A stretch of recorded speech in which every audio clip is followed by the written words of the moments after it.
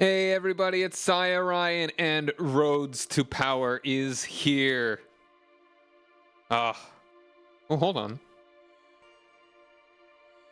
on. Yeah, cool, awesome. Hello. I've been looking forward to this since they announced this. Like, all the DLC that they announced looks really cool, particularly this one. We can now be landless. Landless behavior. So, I don't know who I want to play as, so I would like everybody be throwing out what they would like to see in this campaign. So the two big things that are being added here is a lot of flavor for the Byzantines, in particular a totally real, like a more realistic government. Playing a landless run at the moment. Cool. I feel like most people might be doing that. But how's it going, Jackies? Hope you're enjoying it. And also, they added the new start date. How's it going, Fuzzy? Go with Alexios if you haven't done Bulgars before. Interesting, okay. Like, governor of Bulgaria. Even though that's very not Bulgaria. But you're doing okay? Alright. Alright, so, yeah, anyway, Call of the Empire. Kind of want to read about this, yeah. If we want to do this, because I'm willing to do earlier start dates, and I'm trying to balance as to what I want to do, because we're going to be playing some. I don't want to do something too similar to what I'm going to be doing multiplayer wise with June and Chris. So, Call of the Empire, an aging emperor, a juvenile heir, and a recent battlefield defeat at the hands of the Anatolian Seljuks have left Byzantium vulnerable, and history has proven time and time again that the greatest threats to the empire come from within as often as without. Will the heirs of Rome face their last twilight, or will they make it through the long night to a new dawn? So, I don't know anything about these guys. I mean, this guy is yeah, he's the cousin of Alp Arslan, I believe. I saw that somewhere. The frustrating victory out the Byzantines. So, I mean, obviously this guy is going to lead to the rise of the, or has already perhaps led to the rise of the Seljuks, who would in turn, after their collapse and disintegration, reform.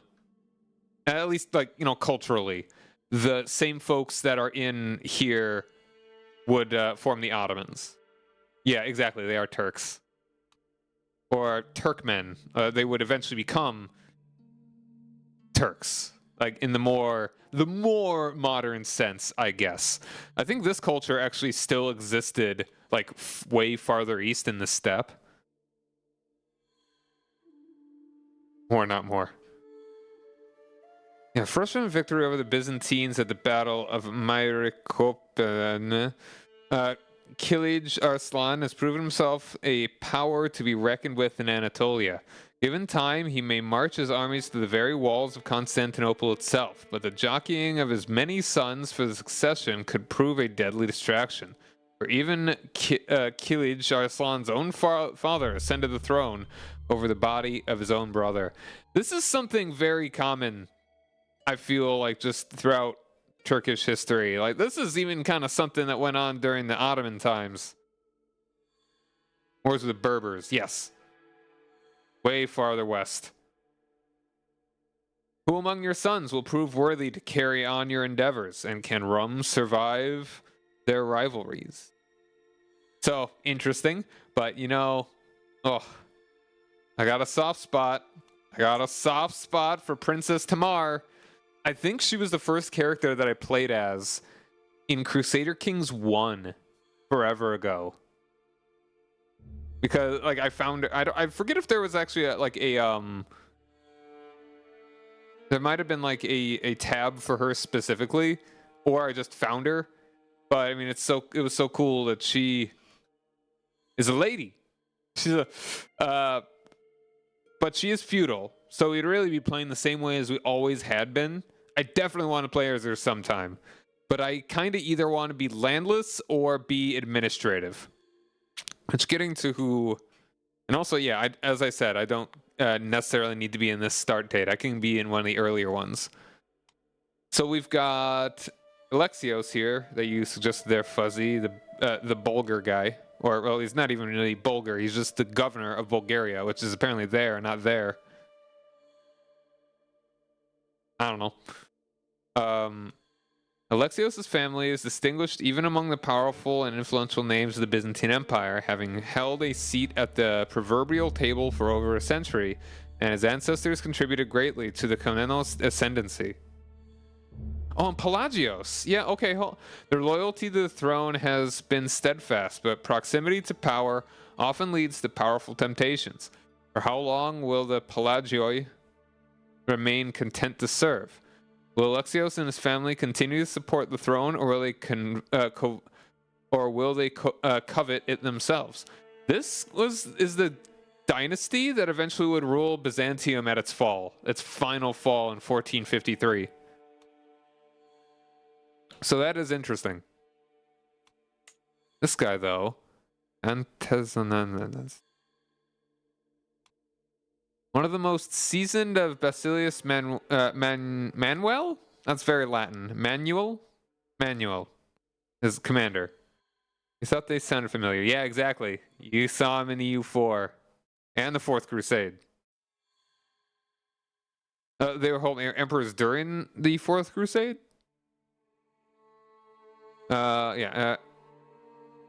Ionas is, he's a giant. His Herculean stature and bravery on the battlefield are equaled only by his astonishing arrogance and unbridled impetuosity. I know, Alexios himself is in 1066. I can show you if you like the Alexios. He's actually only like 6 years old, but he is like a Duke level dude in Anatolia. Like, I think he's right there. Traits seldom conducive to a long and healthy life in the Byzantine political arena. Will Ioannes's boldness lead his family beyond their present station, or will his arrogance ultimately prove to be their undoing? And we got Strategos Andronikos, Duke of Epirus. Or Duke tier, at least. A grandson of there we go. Grandson of Alexios Komnenos. Okay, he would have been involved in the Fourth Crusade. That dynasty, at least. Oh, hold on. When was the Fourth Crusade again? Wasn't it like 12? Yeah, 1202. So some of these people would actually survive until that point. I mean, that's really only 24 years later. So yeah, and this guy is 38. If he lives a good long time by their standards, he would see the Fourth Crusade. All right, so grandson of Basileos Alexios Komnenos, Andronicus has enjoyed a distinguished career in the service of the empire, but as more and more of his brothers and sons ascend the pyramid of power, they approach perilous heights at which a misstep could prove fatal to all. The Komnenos dynasty was built on the bonds of brothers, and you have an abundance of blood relations. Can you take advantage of your family ties to rise even higher? So there's another tab here. I won't go through all of these, but these are cool. I mean, you got Saladin. I feel like he needs no introduction. This guy's cool. He's like, because he's Armenian apostolic, and apostolic is based. Duke Raymond. Alsaten. I think Akaten? I forget. So I will go ahead and just choose this and go take a look at some of the other rulers, and we'll see what we want to... Well, if we want to look at anything else here.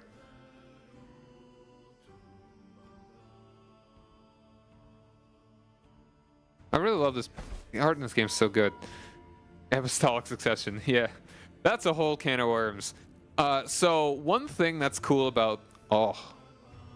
One thing that's cool about maybe the timing of this DLC is this guy. Bedouin the Fourth, the Leper. Only age 17, 4 health. This is the dude from what was it the movie Kingdom of God? Exactly, he's the meme. Brave, diligent, chaste. Like, this guy apparently was a huge Chad. At least in some capacity. And his heir is his sister, and that's pretty cool too. I mean, hopefully he would actually have a proper heir, but that's pretty neat.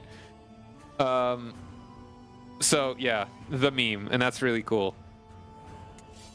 So if we go to the, oh man, Muminid. He's a leper. Yeah, exactly. He does have leprosy. That's why he's got the mask. Was it the movie Kingdom of God that the meme was kind of taken for? So other Chadley gentlemen's here. We've got Barbarossa in the HRE. And we've also got, oh wait, no, he's not here. Well, we have a Plantagenet. Where is, because I mean, if we look, there's actually a suggested thing, Holy Roman Empire. That's one of the things we're thinking about doing, would be, like playing as dudes in the HRE and actually making it administrative. Like that being our kind of main goal. Also, look how big Denmark is. Man, if... Look at that. That's a big, sexy Denmark. Stupid, sexy Denmark.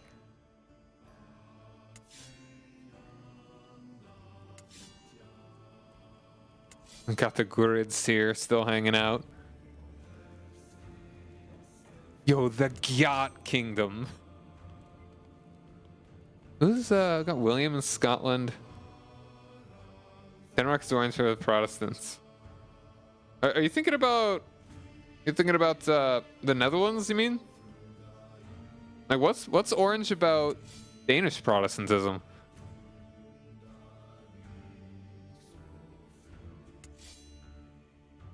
Yeah, William of Orange. That's the Netherlands.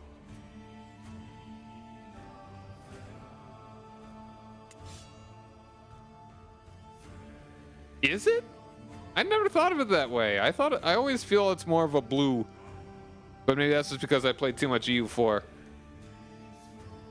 Look at Aragon though. That's interesting. That's an interesting division there. Troubadour. And you do actually have a Portugal at this point. Ambitious, diligent, zealous. Also cool. That's Prince of the Dutch Republic. Yes. Oh, okay. Well, I'll just show you. Like, at some point, we could go ahead and play as William. No, Richard Lionheart. But I don't think I want to be doing that right now.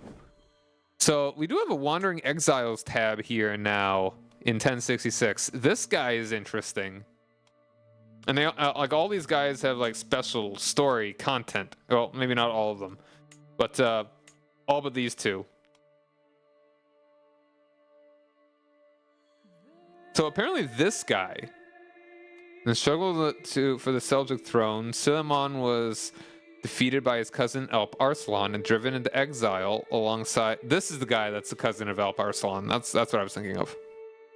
Humbled but not broken. Oh yeah, driven into exile along with his brothers. Humbled but not broken. He has managed to gain the allegiance of the local Turkmen tribes in the Taurus Mountains. Suleiman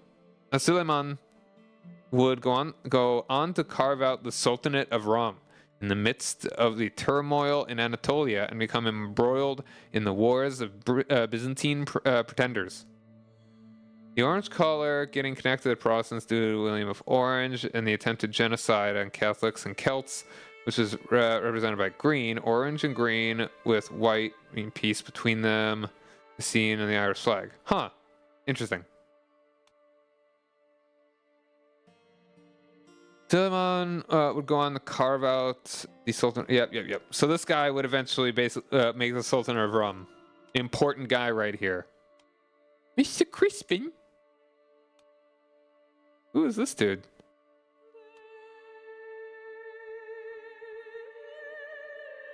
As a second son, not standing to inherit, Robin Crispin. Yeah, he's Norman. So hold on, is this guy a Varangian? Has embraced the Norman spirit of adventure. Touchdown in history, yeah. The Norman spirit of adventure. Already a seasoned veteran of the conflict in Iberia, Robert has entered the employ of the Byzantine emperor and now leads a contingent of Norman mercenaries to fight against the Turks. Will Robert find the glory he seeks as a great commander, or will he fall victim to the nest of vipers that is the Byzantine court? This guy actually seems neat. Doesn't have any unique things to it. This guy, Hassan Sabah, was born to a family of little renown, but his constant devotion to Islam and fanatical resistance to the Seljuk occupation would set him on path to alter history forever. Interesting that his faith is Imamism. I think that's new.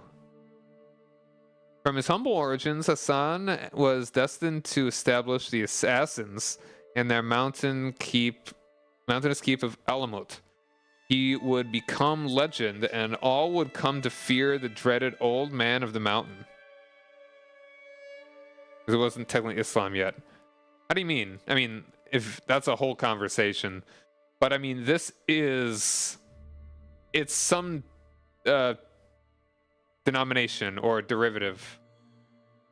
Or school, or however you would want to divide it up. You have the guile and absolute faith to rally the devout and topple empires. It wasn't called Islam, but it was used like the term Rabbinic Judaism. Like, wasn't... You mean Imamism specifically? Because I know an imam is like a priest. Yeah. Or it's like also over here, Muwallahidism. Daughter of the Caliph of Cordoba and one of the last of the Umayyads, Walada devoted her life to scholarship and learning, caring little for the expectations of a woman in Andalusian society. Walada walked unveiled through an austere world, sharpening the minds of women from all strata. Cool! Walada's life is without borders and her potential infinite. Adopt and train intelligent women from across the world to your cause, and you break the confines of tradition and inherit the legacy of the Umayyad Caliphate. That sounds cool. Otherwise, we've got here where'd, here where, there, where, here, where'd, the wake. Exiled and branded an outlaw by Edward the Confessor, Hereward was traveled to Flanders to seek his fame and fortune. Hereward would one day return to England and lead a determined resistance against the Norman invaders, becoming a folk hero of great renown. I mean, being branded an outlaw by Edward the Confessor probably means you did it and deserved it. Will Hereward remain a notorious villain under your guiding hand? And I'll do it again! Yeah. Persistent. Or become the hero he was born to be. And then, of course, last but by no means least, El Cid, who I actually played as while cheating. Well, not cheating, but it's like I landed him in like as Sancho II or whatever, and then I switched to him, so I couldn't get any achievements as him, but I wanted to play as him. And then they added this. There aren't any actually unique ones in any of the earlier start date, which is kind of weird. I mean, there are some around, but yeah, I took a look at it earlier. So Rodrigo Díaz de Campeador, which is, it's kind of funny that we call him El Cid because that's what the That's what the Muslims called him. The Christians called him El Campeador, which is the champion, where El Cid means the Lord. Descended from noble lineage, Rodrigo entered the royal court at a very young age. At the service of Sancho II of Castile, Rodrigo trained in both courtly and martial matters. Martial matters? Until under the careful watch of the king. However, Sancho's war against his brother Alfonso VI of Leon would lead to his premature death, and Alfonso would then come to exile Rodrigo, inadvertently starting his legend. Will Rodrigo grow to become El Cid, the Lord, and emerge as king in his own right, or will he remain a regular nobleman? Oh, and there are a couple of achievements that they actually added now. Are there 2 of them for El Cid?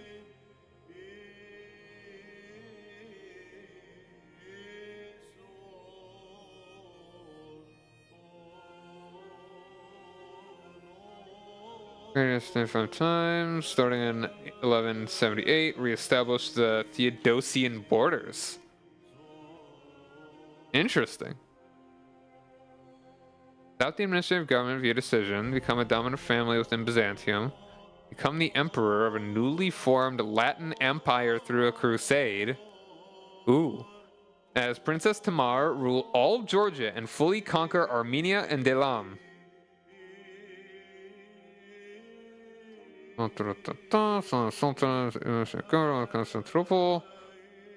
New management, same as the old management. Kingdom of Heaven, as Bedoin of Jerusalem in 1178 defeat Saladin in a war.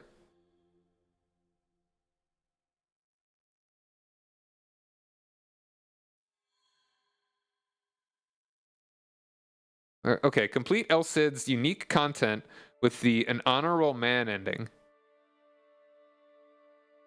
I don't quite know what that means. I mean, I want to become a landed dude as El Cid. I mean, maybe yeah. A complete.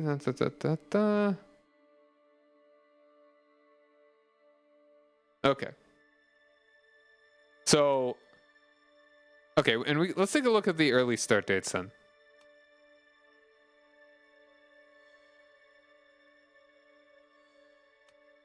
So yeah, sadly there is nothing no unique folks for this that are unlanded.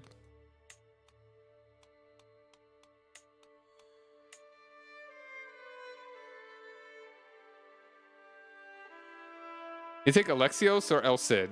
I'll go ahead and we'll find him. That's honestly what I was heavily leaning towards El Cid. Well, maybe not heavily, but I was definitely leaning towards El Cid. And I also appreciate that they actually give the percentage timer there. And it feels like it's faster too. All right, so the Alexios is right here. 10 years old.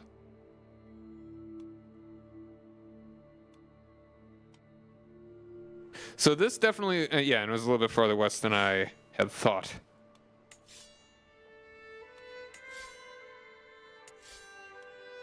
Right now we've just got Dukas.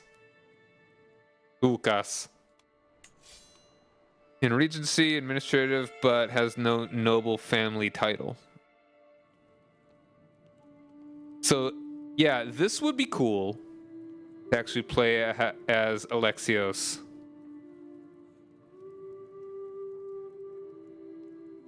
And ideally become the emperor.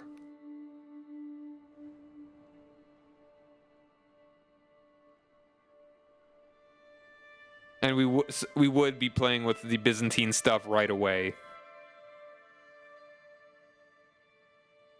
But I think I am leaning towards El Cid. Any other thoughts? Someone's opinion can sway me now. I got you there, Fuzzy. That you're cool with either. If you have a preference, that's cool. If you don't, also cool. If anybody else. Any other feelings? Any other thoughts? Catholic or Orthodox, both okay? Yeah. Absolutely, absolutely.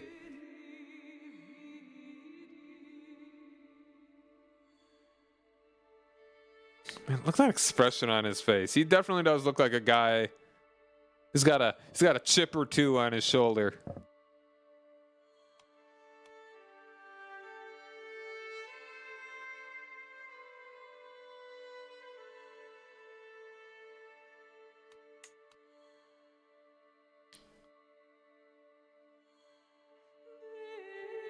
Fishing in the Midwest to get away from the wife.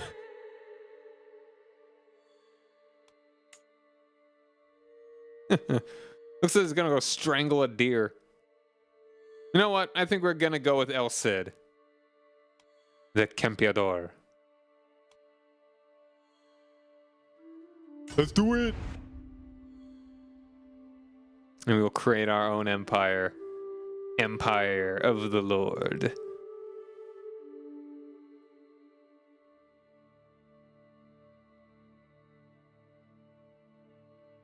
What is this achievement for him, though? All right, so yeah, we're gonna... All right, we're in the Iberian struggle, so this will... So El Cid played both sides. So one thing about the... There's a reason this is called the Iberian struggle and not the Reconquista. Because the Reconquista as a concept is fictional.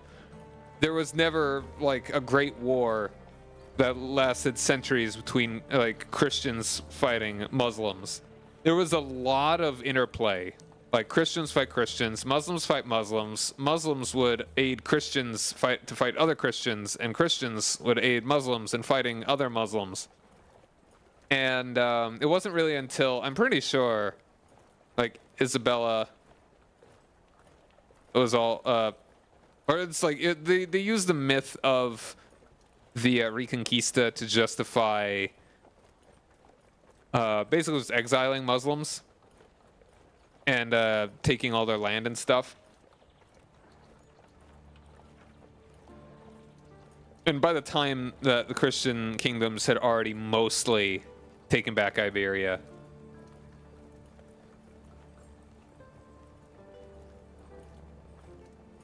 All right, Mio Cid. Complete El Cid's unique content with an honorable man ending. Based in red pilled approach. Yeah, I know you're joking. Yeah, we're playing with the Iberian struggle. Not unfamiliar with it, but what is this? Let's take a look at our decisions and contracts. So become a great conqueror, champion the Castilian culture, Knight of the Swan, travels of Rodrigo de Vivar, Catholic path ascension, found a holding, unite the Spanish thrones. Have any other periods or events in history like? I mean, yeah, I do like the medieval period. And I do like the classical period, like mostly around Rome. But I think one of the most interesting to me is that middle ground, like the late Roman Empire, and how it bleeds into the medieval period.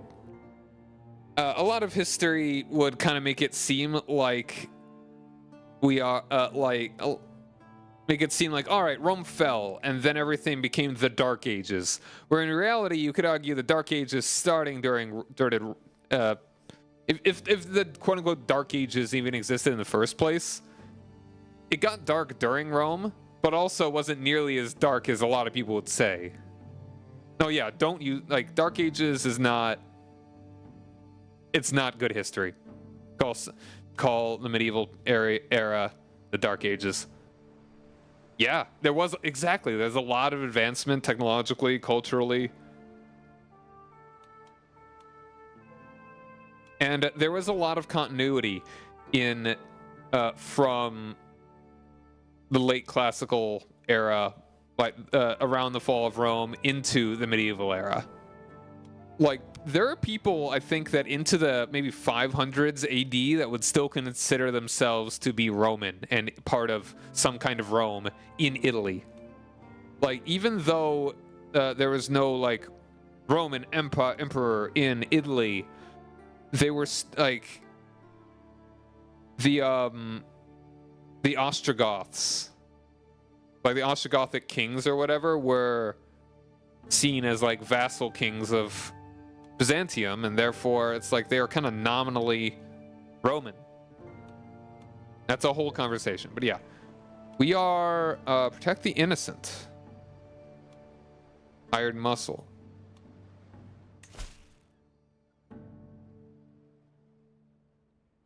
Also, let's just take a look at myself. Let's take a look at me. Oh boy, there we go. That's 28 martial, 27 prowess. We are a Chad, as you might expect. Am I married? I could use a wife. Look at me, 23. I'm in my prime. Trusting, diligent, brave, temperate. Absolute Chad.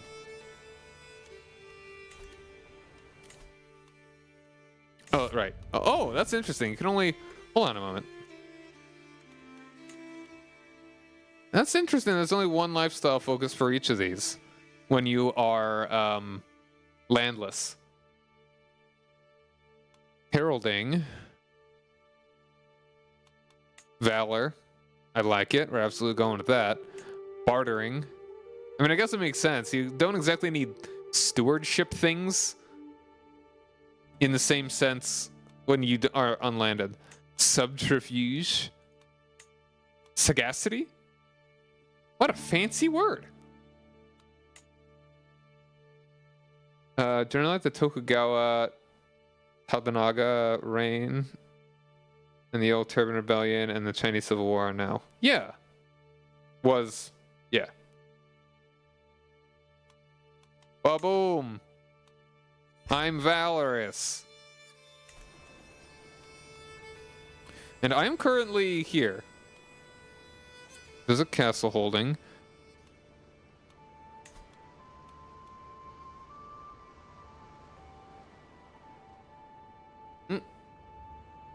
The strong, good old Sancho.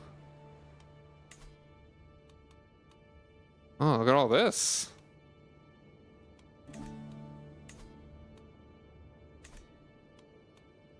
Realm, Lord Vassal. We are swords for hire. Yes, indeed. We're going to be sticking with that. But yeah, once again, decisions. Become a great conqueror.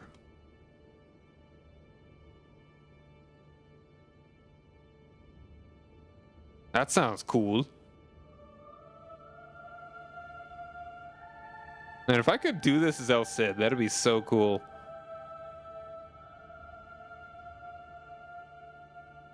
Press claim on Kingdom of Castile.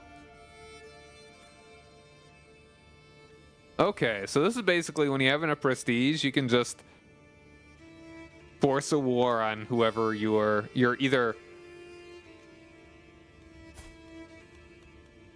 Oh, I do have a nephew here.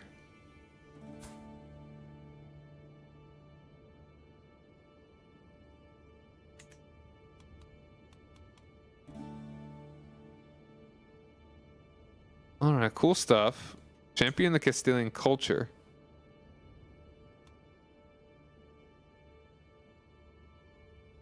Knight of the Swan.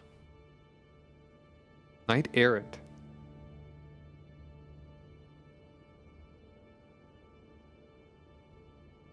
Cool. Travels of Rodrigo de Vivar. I have traveled far and wide, been to places strange and outlandish. The wisdom I have accrued is inimitable. So many big words. Okay. All right, we are.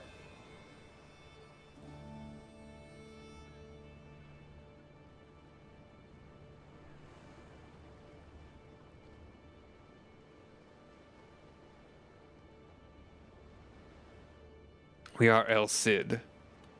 Okay, so treasure for any curious and learned soul. You unlock new lifestyle perks or create a book artifact that will increase the lifestyle experience gain for future holders. That sounds awesome. You have visited 26 points of interest. At least 2 of the following must be true. You have visited 42 points of interest. You're exalted. You have 60 trait experience in Wanderer. All right, yeah, we want to really go for this one. Catholic Ascension. Also cool. I like that. Found a holding. I found it. I'm pretty, yeah, like these, I would like to at least do this one. And this one would be cool too. I want to do a lot of these while adventuring. Visit castle holding. What are the local castle holding?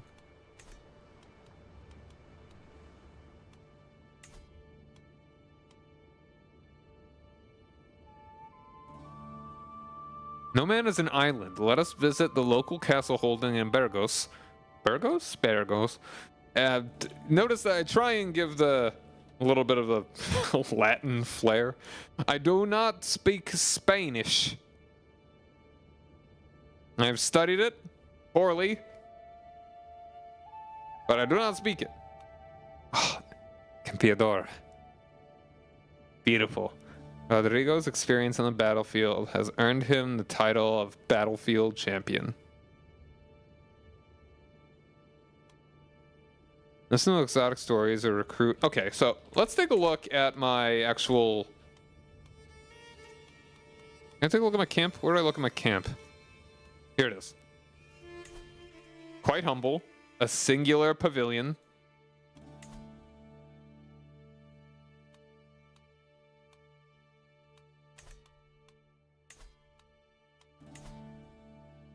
All right, so we got a couple buds. I got supporters. My best friend, Alvar. My nephew. My mother. Got a courtier, Martin. I got my uncle. This he's complacent.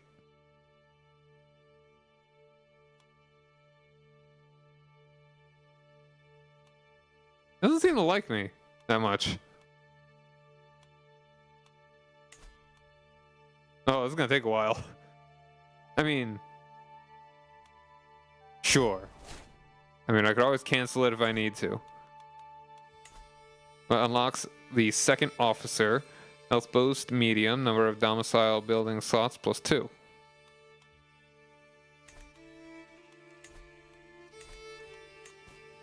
Ambush Traveler Infanta Urac. Oh, wow. No, we don't want to do that. That'd be mean. Contract available. I like Protect the Innocent. That sounds cool.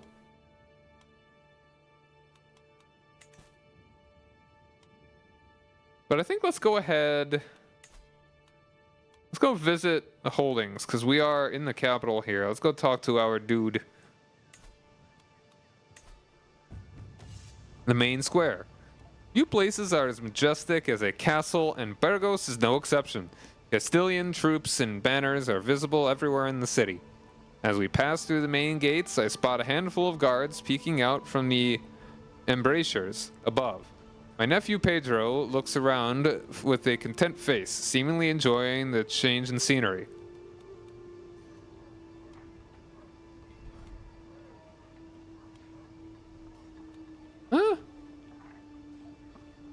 Let us have a look at at Burgos Castle. Sorry, I just noticed that you asked. Have I played any of the Three Kingdoms games? As the broad genre that it is, I have played a good number of Dynasty Warriors games, like four empires, 5 empires.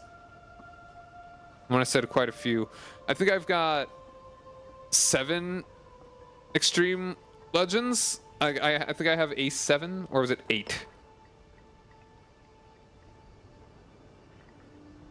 Yeah, 8 Extreme Legends. I also have Total War 3 Kingdoms. It's a game that I feel is weird that they kind of just abandoned. pretty early. Have a look at Burgos Castle. The Burgos Castle grounds are, as expected, furnished with martial purposes, with casks of arrows, stray pole weapons, a handsome stable, and the like. The training ground is just outside the gates, and a handful of garrison guards are dawdling around the entrance, either half asleep or polishing their weapons. Pedro looks around contemplatively, then ponders the robust banner depicting the Jimena coast, coat of arms, gently swaying in the wind.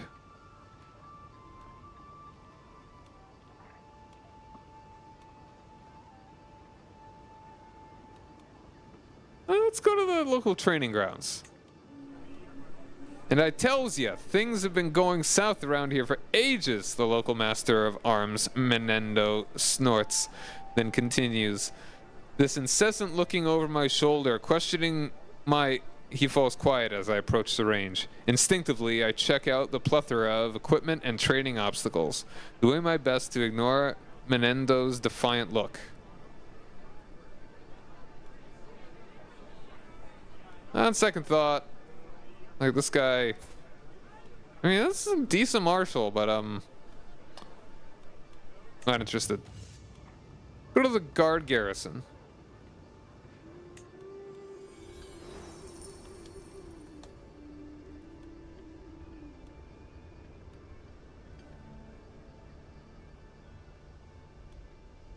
Inside the stuffy garrison, the guards have arranged a fighting ring to hone their skills. Two of them are currently using it, jabbing at each other, all the while cheered on by a handful of onlookers. I observed their training for a bit, and it's clear that Muño, the first guard, is significantly more experienced than Bermudo, the second guard. As they finish up, I gingerly approach the ring, and they shift their focus to me. That's some good martial there. He's more of a steward.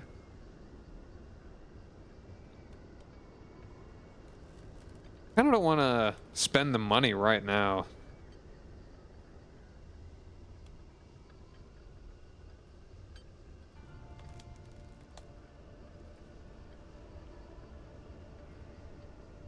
I don't really... On second thought. Alright, let's head back. Let's go mingle with the locals at the tavern.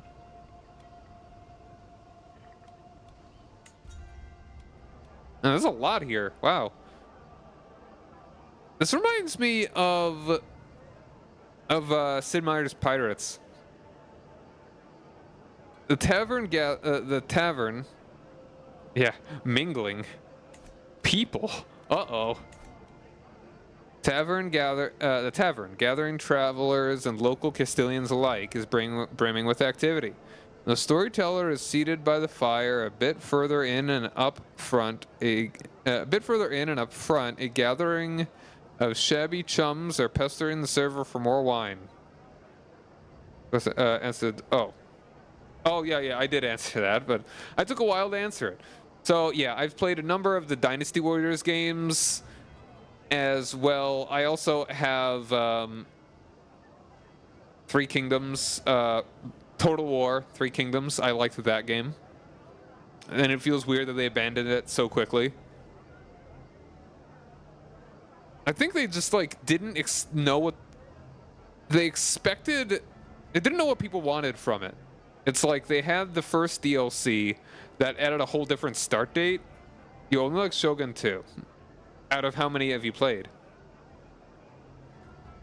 By the entrance, I spot an inconspicuous hooded figure. Clearly someone who values their privacy. Rome, Shogun, and Attila. Okay. I've played Attila and Three Kingdoms.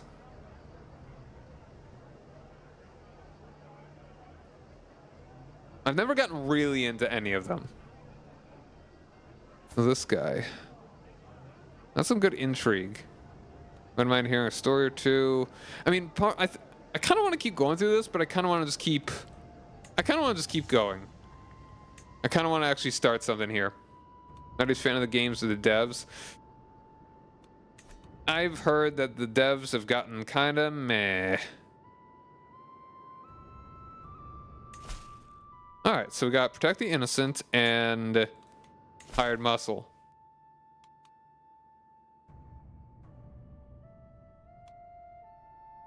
$96 gold. That's pretty good.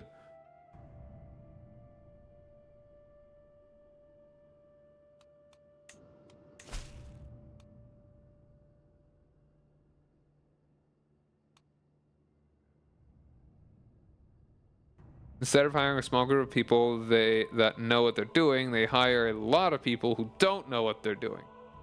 Genius! Man, protect the weak sounds nice, but it also won't give me as much money. It will give me more provisions?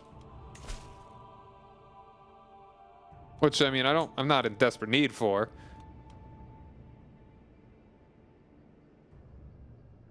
But yeah, it's like when they came out with one DLC for Three Kingdoms, and it was like a whole different era. It was like the fall of the dynasty after the Han Dynasty, where you start in Crusader King in the game. Yeah, protect the weak, but more money. And it's like I think that one got kind of like a mixed. Like I don't think anyone thought it was bad, but it wasn't really what anyone wanted. And then they added an expansion for the Yellow Turban Rebellion, which I think was more popular. And then they just stopped. And then they said they would not continue with it. So my guess is that, I mean, I could see them trying to make it like, all right, this was like the early Three Kingdoms era. And the second one could be like it could start with the Battle of Chibi or Red Cliffs, or be immediately afterwards, which is basically when Three Kingdoms era kind of started in earnest. China's whole again. China broke again. China's whole again. China broke again. Then you get to modern day where China's whole again. Surely it won't break again. But I mean, it's technically not even whole anyway, because Taiwan, the real China. China's whole again. Yeah. Not even totally whole. I mean, this was closer. I feel like if we do this one, we might be able to just drop down to there shortly after. And also, I am brave and diligent. I mean, that actually doesn't... I'm not kind, necessarily. I'm going to go ahead and go to this one. Hardworking folk in Nehera are in need of help. The Count offers kind rewards to altruistic adventurers. Let's go for it. Also, Caravan Master. Who would be good? Terrible. Let's go ahead and get my courtier here.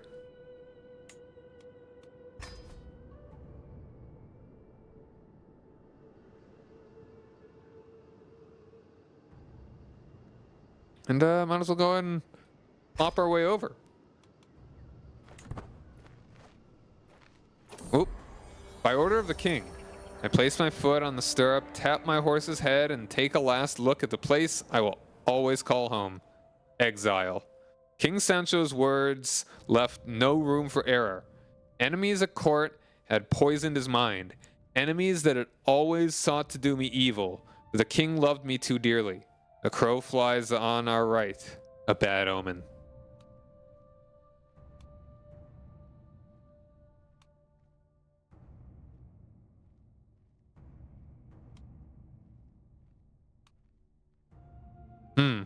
Interesting. Don Quixote and Sancho Panda.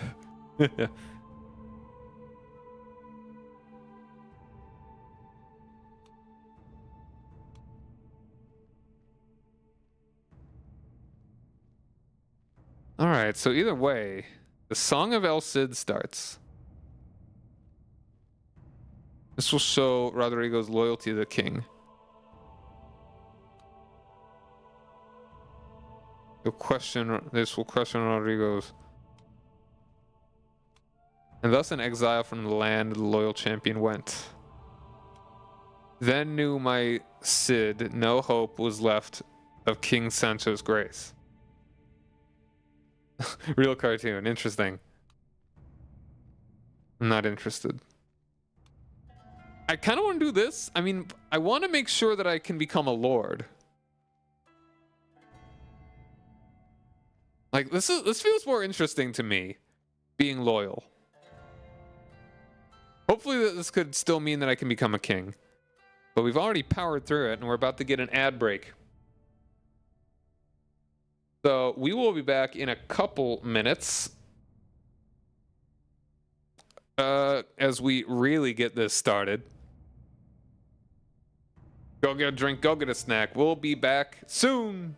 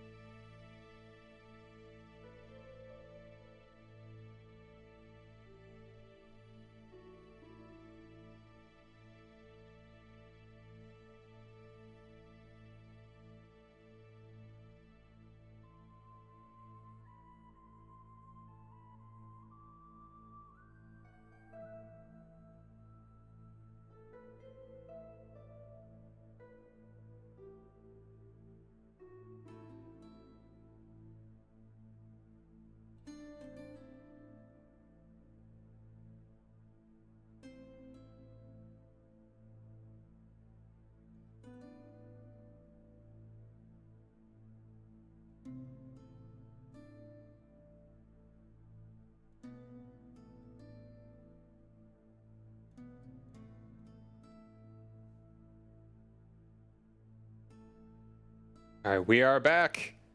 And I've decided, I feel like it'd be more interesting to go with, I will always be loyal to you, my king.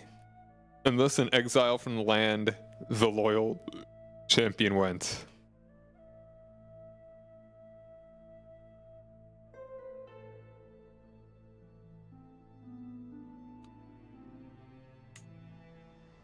All right, on we go. But yeah, I am hoping that I can still become a lord, a king. Protect the innocent. Animals, thugs, and ruffians. The mere thoughts seem to be enough to disturb Count Enso's demeanor. The common people of the county are so agitated, I fear they may rise in arms any moment now. Those with young families have been rebuking my officers, asking why we have not protected them. Okay.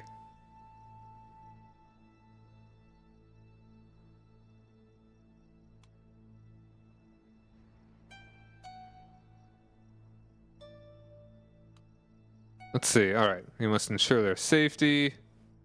There's no time to waste. No reason to compromise.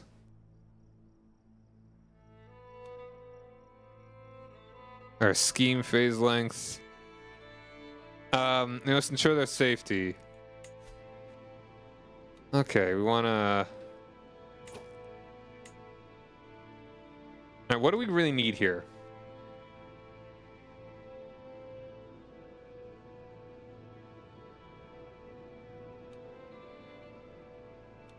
I know we're just in at 7%, not great. I feel like muscle is probably what we want. Right, scheme potential requires prowess. Right, scheme potential, intrigue, and diplomacy.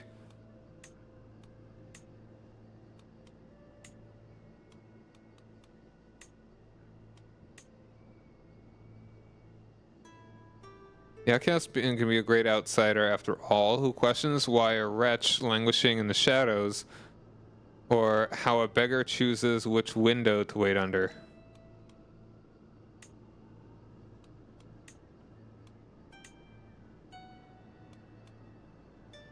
Alright, so I guess we might as well just throw in you, because you are loyal. Throw in... hold on, let's see. You are... Yeah, let's get you in here. The potential thug. Cash him in the... Cosh him in the skull and get the barrel ready. This will definitely be faster if it doesn't have to be loud.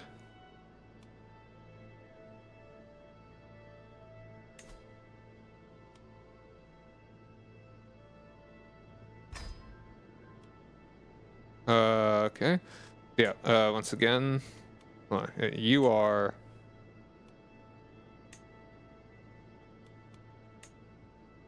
Yeah, we actually have like the perfect setup here. My mother.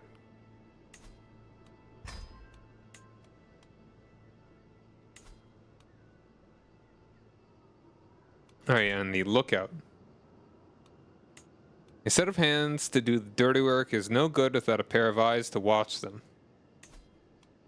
Alright, we're all in. Pretty sure that just means that we are, in 39 days, we're gonna get like 89% chance of succeeding.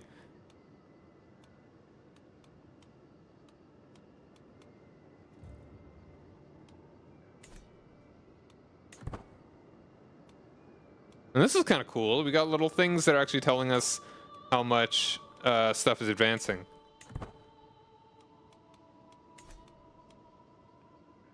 Wait, Fernando, and protect the subjects.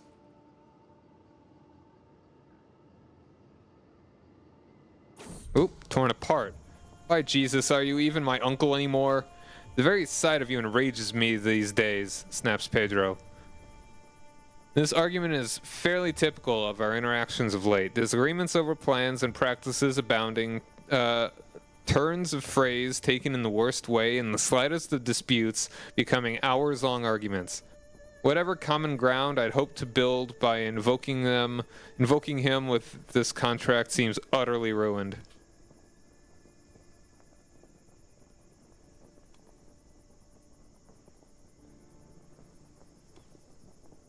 Alright, so 50-50 on whether he likes us a little less or a lot less. Or just go with the middle. I mean, he likes me a lot already. I don't know, let's go for this one. The words fall on deaf ears. Minus 50. Dang. Follower adopted by cat. Wait. Cat adopted. Okay. The cat got a pet.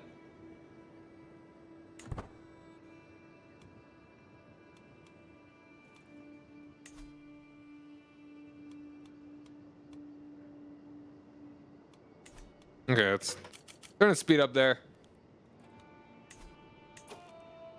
Oh, hold on, what is that? What's that little one there? Cat pet.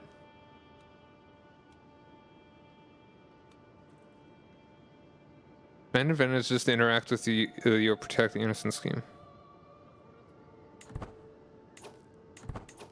Oh, interesting. All right, so we're just kind of like processing through this stuff.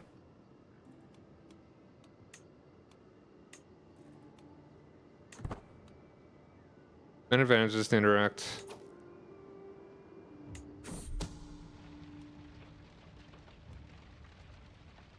Okay, I get it. So I think either you just kind of let it go up to a certain point, at which point it may just succeed, or you just kind of accumulate these advantages, and that you, once you have enough advantages, that's what you are at. Okay, I think I get, kind of. Hold on, we're working on it. Plenty in common. Life in close quarters tends to magnify relationships, good and bad. Fortunately for Pedro and Fernando, their common interest in stoically standing their ground at any cost has proven to be a strong bonding agent. The two laughing and joking together at camp and riding alongside one another on the road is becoming an increasingly common sight.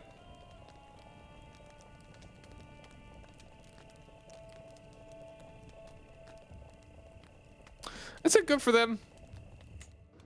That's good.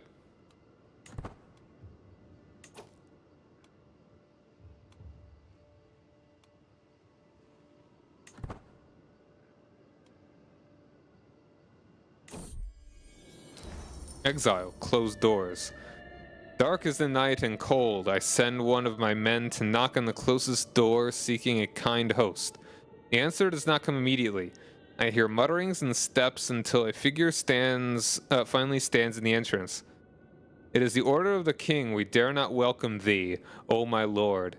Sealed with his royal seal hath come his letter to forbid the Nahera folk to open door or shelter thee. King Sancho wastes no time.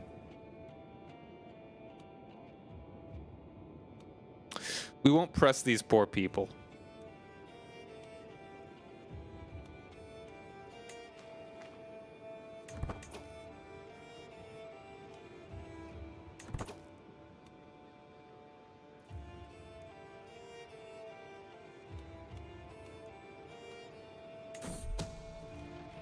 Alright, I need one more advantage, and then we'll actually be able to do this.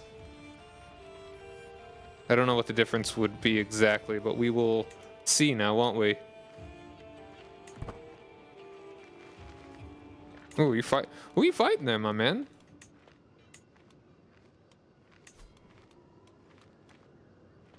Ooh, trying to get the Kingdom of Leon, or Castilian Clash. It sounds like a mobile game.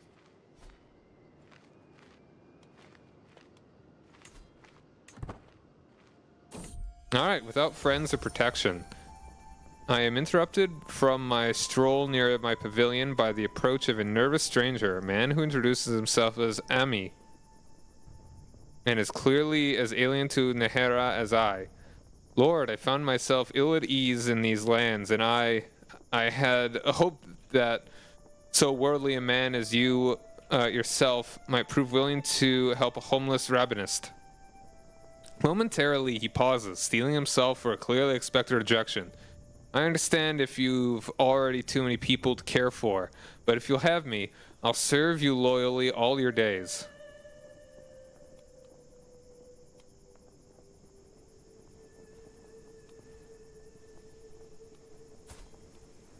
Ooh, he'd be very good for diplomacy. He's a physician too? Cynical, paranoid, forgiving. Do I care to make him my friend? I mean, having like in close quarters, I feel like having the friendship might not be a bad idea.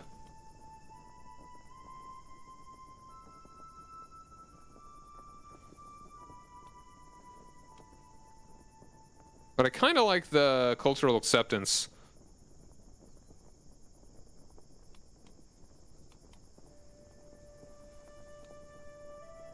You know what? No, I just realized that he wouldn't even join me here. Yeah, let's get him in here.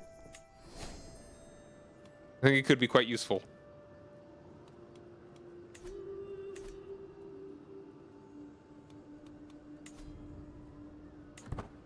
Also, where can't I like, gather provisions, go fishing, reject inheritance. Reject inheritance? And where can I plop myself down? Like, if I want, I kind of want to make camp here. I don't think I want to head back here.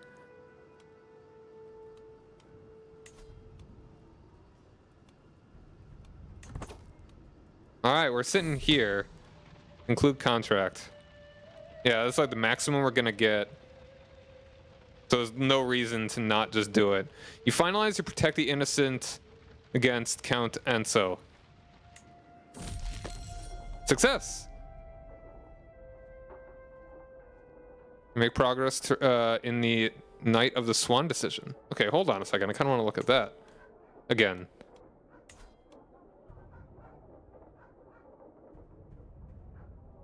Martial or prowess contracts of no criminal nature. Okay, that sounds cool. It's got to get the fame and then that, and then we'll be good. I like this kind of trait. 3, 4, and there goes the 5th boar this morning. I put the corpse down in the cart right in time for Count Anso to arrive with some of his servants. What a magnificent job, he applauds. No more murdered cattle, no more lost children. Here, have your payment, and if the common folk complain once again, I know who to call for. I don't think this was the best one, but I think this was like this wasn't like super good, but it was good. We succeeded, obviously. We have a long path ahead of us.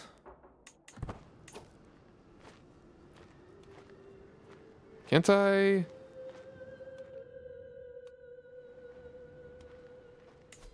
Move camp. Okay, I see.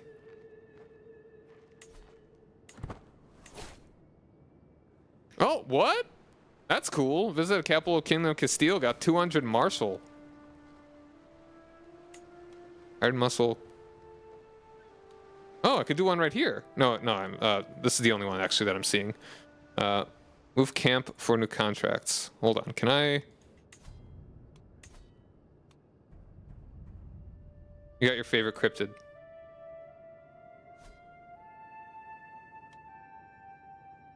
Yeah, 300 for provisions.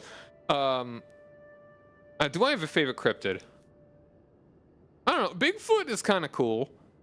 But there's sometimes that little nagging thought. What if he's actually real?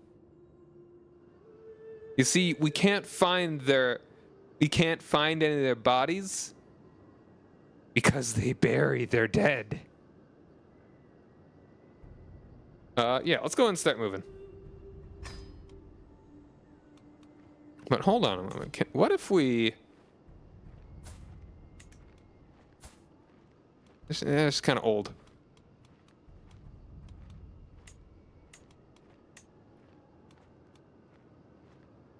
What if I romance her? You open the idea there are some rare primates living secretly in the forested US. Yeah, it's not unfeasible. It is not unfeasible. Having it Asia. Yeah, exactly. Ooh, a knight errant. It is known that the people of Lerma seem to profess a special devotion towards their knights and their legends. My lord, the knight says, bowing his head, it is most fortunate that you and I came to meet at this crossroads, for I am in search of a marvelous fountain which water is said to cure all illnesses. If you were to help me in my quest, I shall pay homage to you. Fernando is quick to interrupt. Wait, my lord, I know this knight. It is Enser. He seems good, too.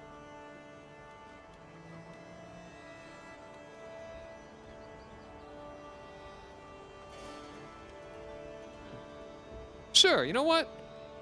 I shall never leave a knight unattended. Lead the way. The quest.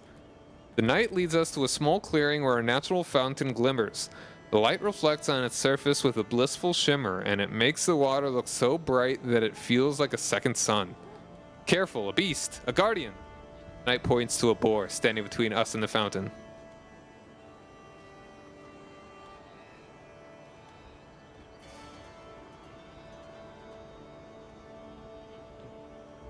Now you shall make it find distracting. Why is this stressful to me? Because I'm brave and gallant. Okay.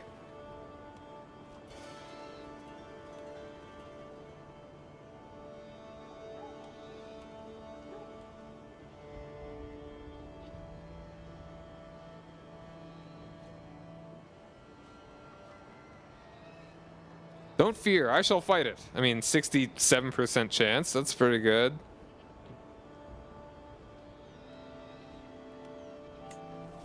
I win! Hooray! You gain Knight Errant training for 15 years.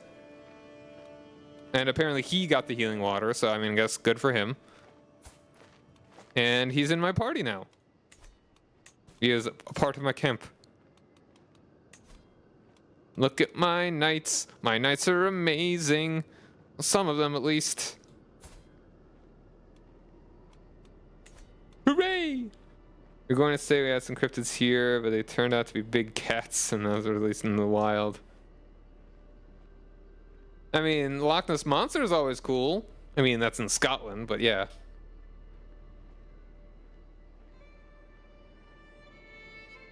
Good old Nessie. And fake, yes, is certainly not real. You gotta love the Mothman. That's a fun one. Oh, what is that? Escort emissary.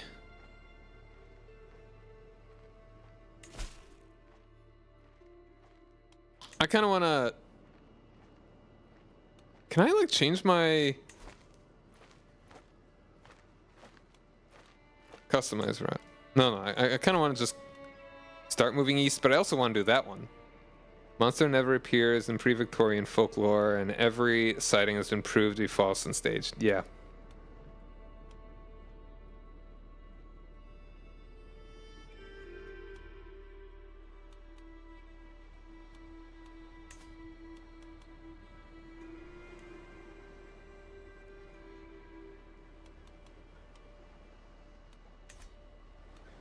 Also, how do I have 206 men? I guess they're just hanging around. Like, these are actually my men. Meanwhile, like the people that are like my main folks in my party are the ones that are actually in the camp, I guess. Chupacabra is also fun, yeah.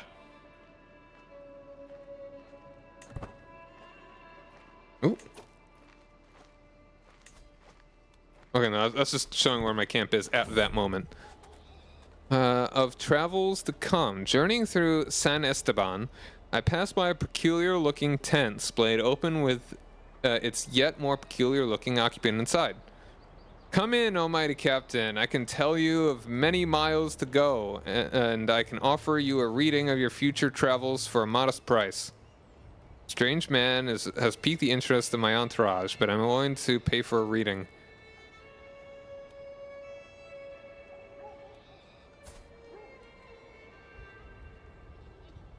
No, yeah, it was almost certainly not. I mean, besides the fact that we haven't found one, there are much more logical explanations. I don't really think I care to have this guy hang around with me. How good?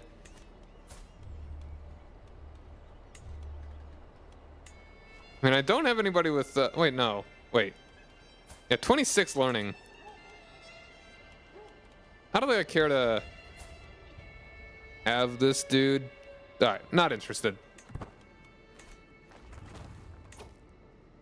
And as long as we're here, hired muscle. Oh man, this one gives more money. But that is exceptional success.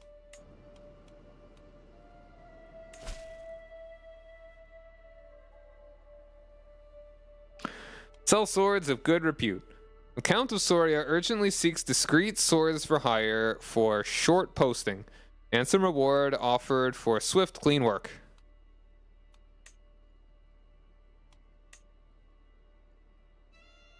It'd be kind of fun to be a terrible adventurer.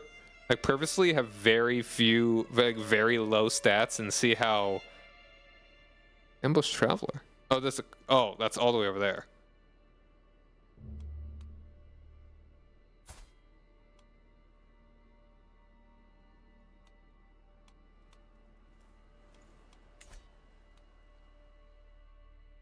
Okay, let's go and do this one. Travel to accept, which is already right here. Hired muscle. My needs are simple, explains Alfonso. There are certain thorns in the rose of Soria, and I would have you remove these prickly characters. I can't be seen to remove them directly, so you're going to have to deal with them for me. I draw a thumb across my neck quizzically.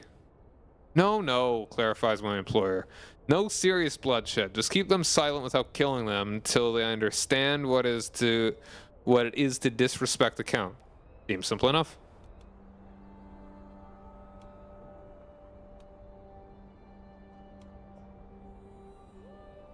Option has an agent slot.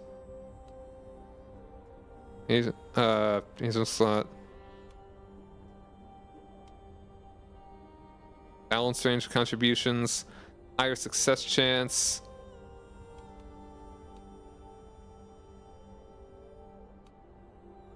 I think we want to do... Remember, we're here to earn.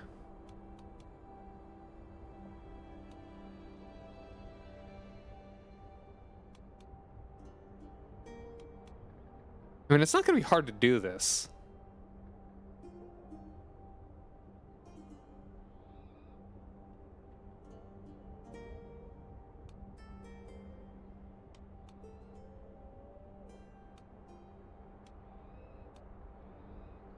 Muscle, bodyguard, footpad, lookout.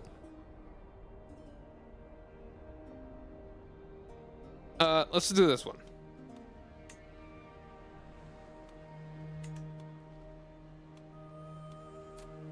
Auto invite agents. Automatically invite willing characters to film. Nah, I'll do it manually.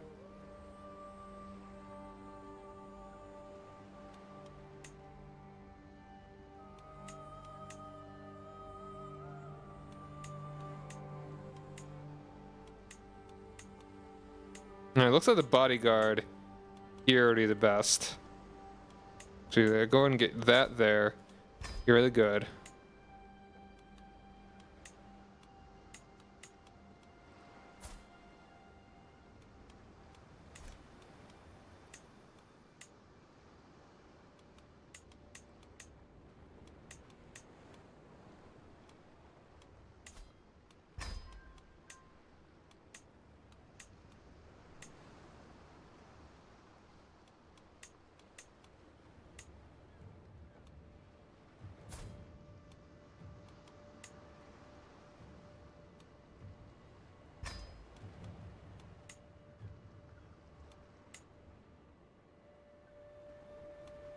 Actually, I think if we... So we got 17, 11, 8, our best guys, versus 19... So if we had 11 and 8 there, so that makes 19. And then another 19 there, that's 38?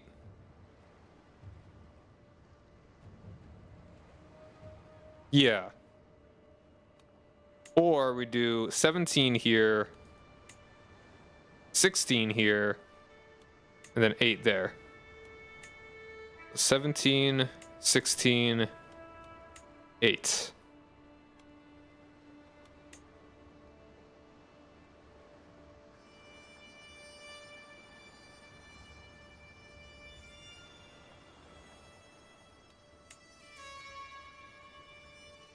I think it'd be better to do it that way.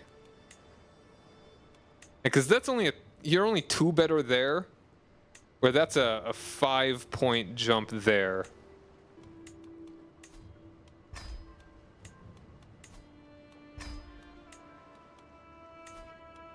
%. All right.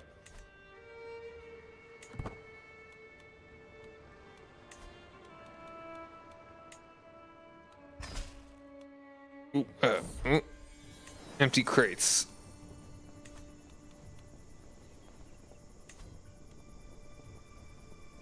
I gaze down sadly at my meal. A barely ripe apple stands out as the most appealing of the fare.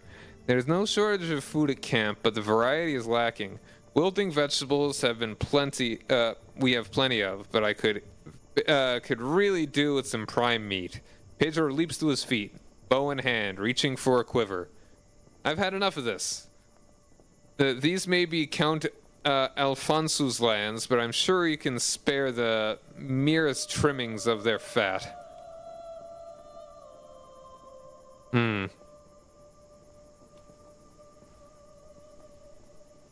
This is unlikely to succeed here.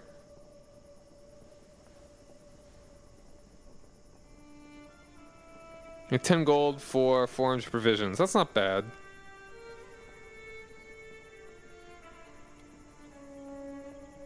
Yeah, 51% chance he gets caught.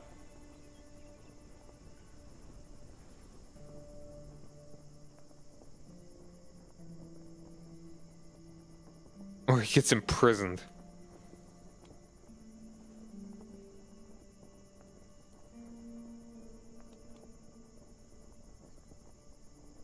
Like 10 gold is fine if we get to that. Or if he refuses, that's whatever.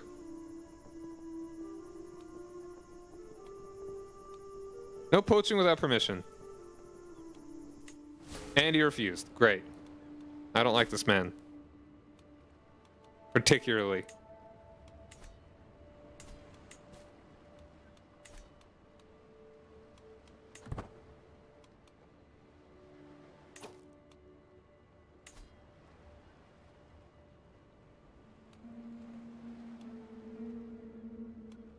Arrange a marriage.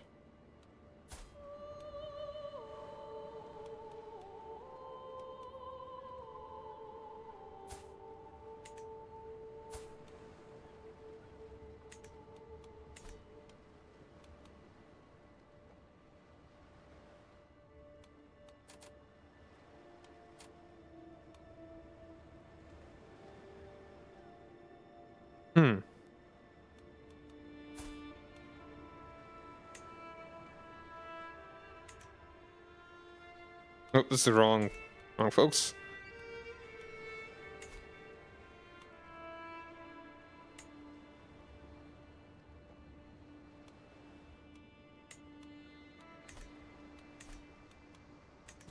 Also, let's take a look at my family. Like, only 2 living members. 3 houses, apparently.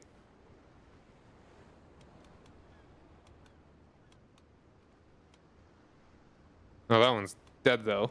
Wait, no, I mean, that was... Well, they're all small.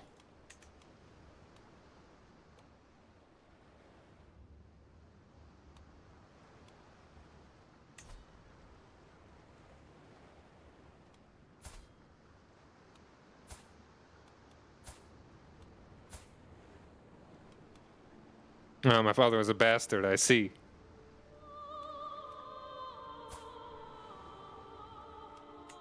He also was an illegitimate child. I'm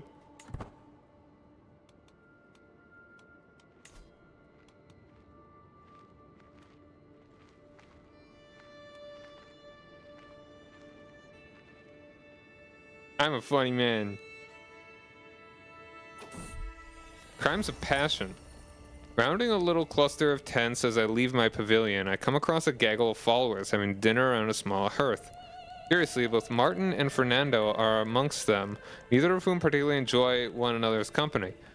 Before I have time to ponder such a strange quirk of seating, Fernando mutters something unaudible, only for the whisper to send Martin into a blind rage. The flash of a weapon is drawn and blood will be spilled.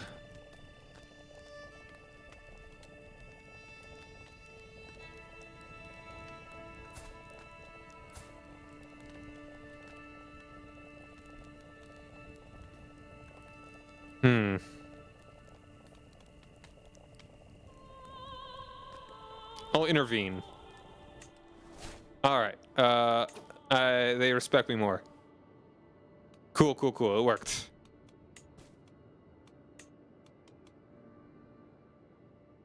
What faction?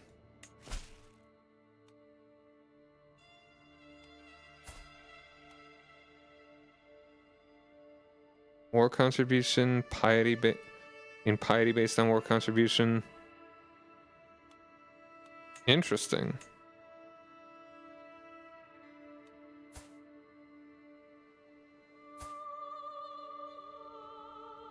Oh, he's not feeling so great. He's dying from typhus. I also do appreciate this too. Like the little heart is now a bit more obvious and descriptive. And all the way down there.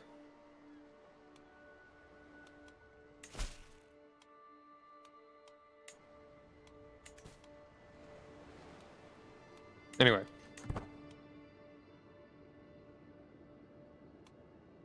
Oh, hold on. Footpad.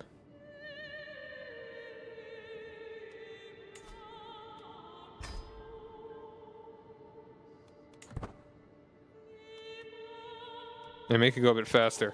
Oop. No gold or silver. Exiles hardly make reliant masters. There's no guarantee that I'll be able to pay my followers or even feed them. Who would risk their family's safety for a dishonored man? The talks in the camp are as open as they can be.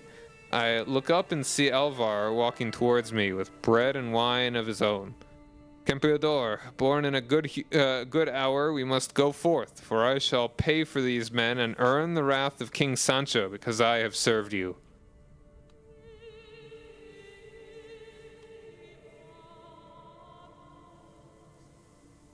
Pedro?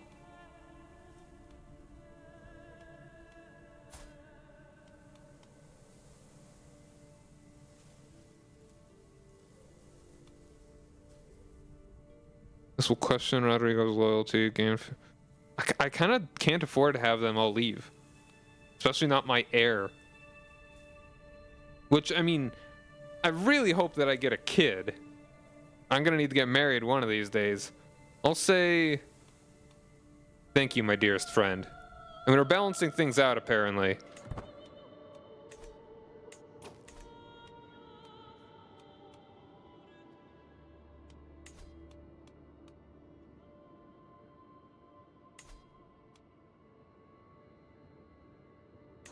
This is actually not a hard thing to well, I mean, we do have to do a number of these.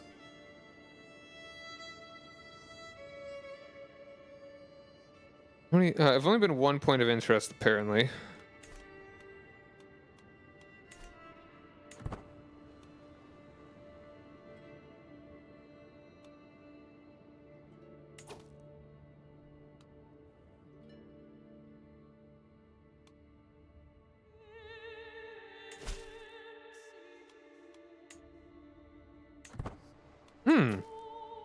Support a faction.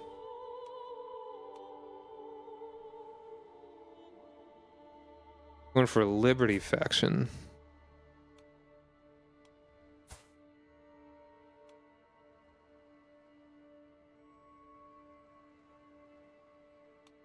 I don't know if that would even help. What would happen?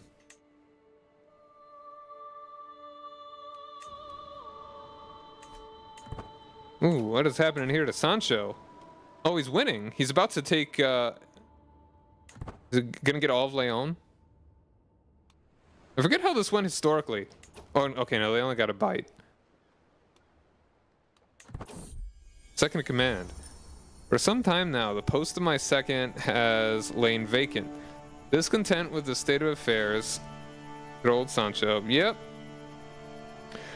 has finally bubbled over enough that 3 candidates have stepped forward to offer themselves for the role. Pedro, who offers to swear himself to me till his dying breath. He's my, friend, right? Like, he is considered my friend? Yeah. I mean, I'm friends with, like, all these guys. Leverage answers work ethic.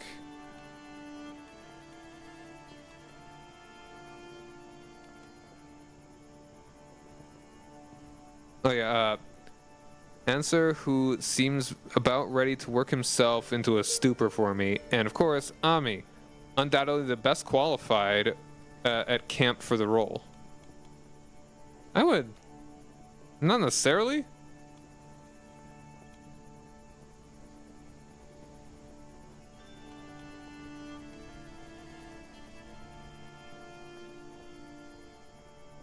A strong hook.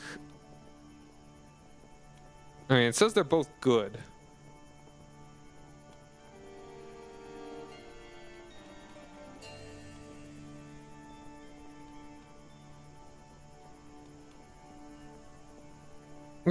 Let's leverage answer. He's got real good martial. We like that. Leverage answers work ethic.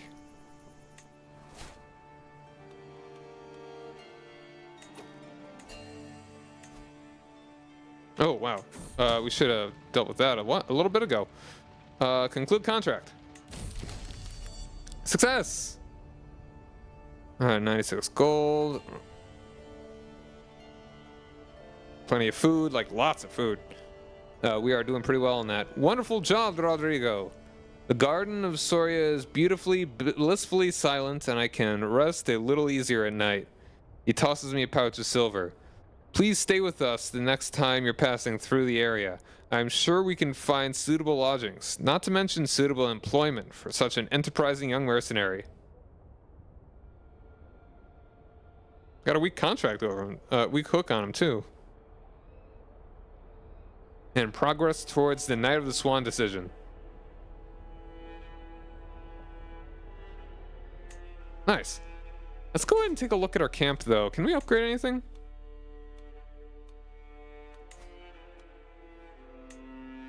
$200 gold unlocks the second officer. Don't I already have one? Didn't I already? I just chose that.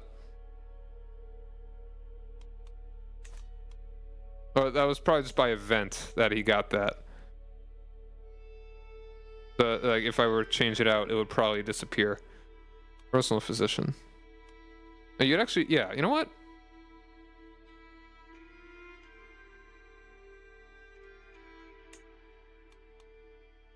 Go and get him in there.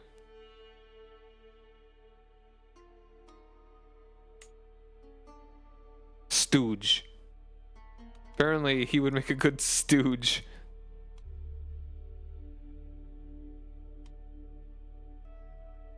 Bodyguard. You would be excellent.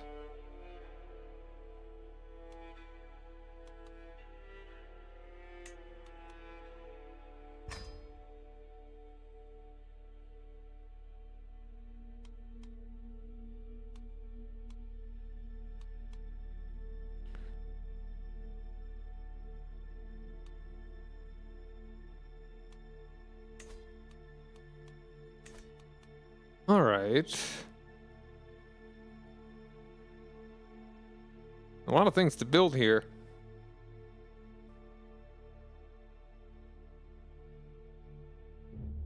Kind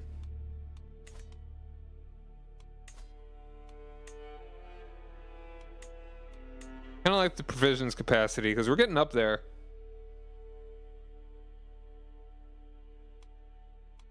Okay, how many? Can we like sell provisions? Wouldn't that be nice?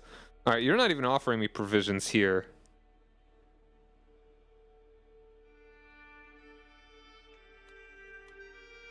That's fine.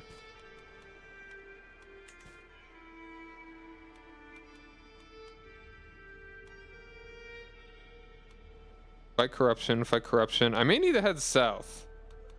Those seem like they'd be more useful.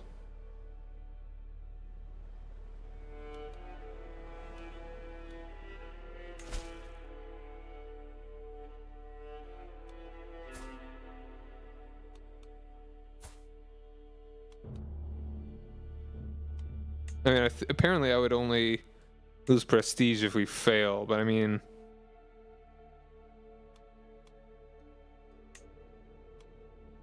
I don't know. A lot of faction stuff. Who's putting this one on? Can I fight whoever's putting this on?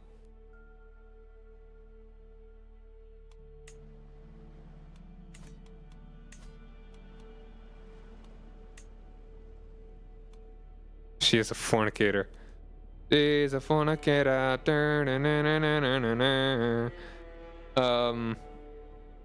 Yeah, I think I just want to see what we want to upgrade. So just empty slots. Supply tent, provisions capacity plus 50%. Quartermaster, supply capacity. Major resistance to plagues. I love that. Okay, so when I think barber's tent, I just think someone that actually like cuts hair. But back in the day, barbers, like the people that actually cut the hair for you, were doctors, and that's why the whole like pole with the red stripe around it, like the red stripe is the bloody handkerchiefs that they would just kind of throw around a pole. Baggage train, mess tent. Roaring campfire.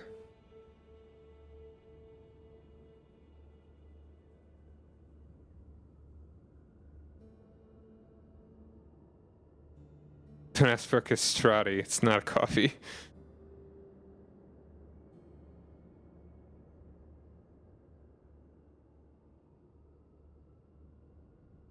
I have a lovely singing voice, though. Board Scouts. Ooh, travel speed honestly sounds really good.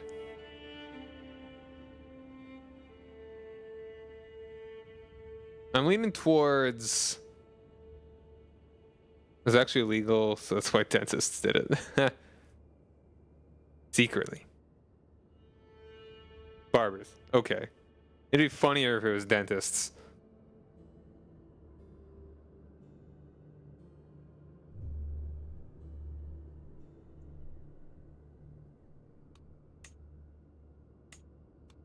Like I'm leaning towards the speed here.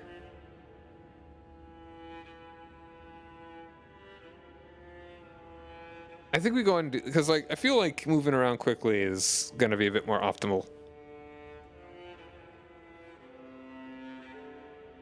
We're doing real well on the... Yeah, okay. I mean, we have food to burn. Let's go and construct the camp perimeter.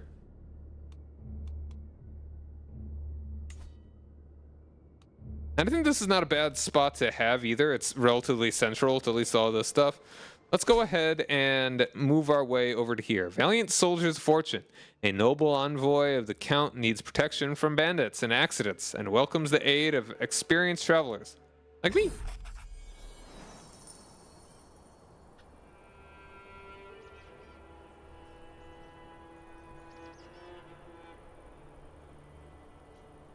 A delegation from Count Muñoz of Asturias de Santillana saunters through the flaps of my great tent. Greetings, adventurer, speaks an envoy. Many are the roads of this world and treacherous. If you'll work for Asturias de Santillana, my liege would pay well for your expertise. I, Gonzalo, am a most loyal servant of the Count. It is his word I must carry to Pamplona, to the halls of King Anso. Guide me, protect me, and entrust my missive does not fall prey to prying eyes.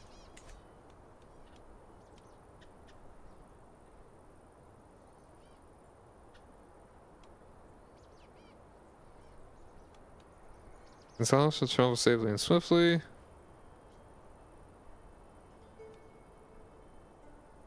I mean, we're only going to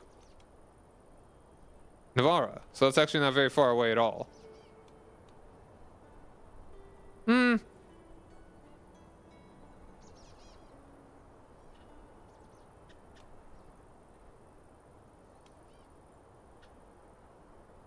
just spend more of the provisions. That'll be fine. All my camps shall travel to Navarra.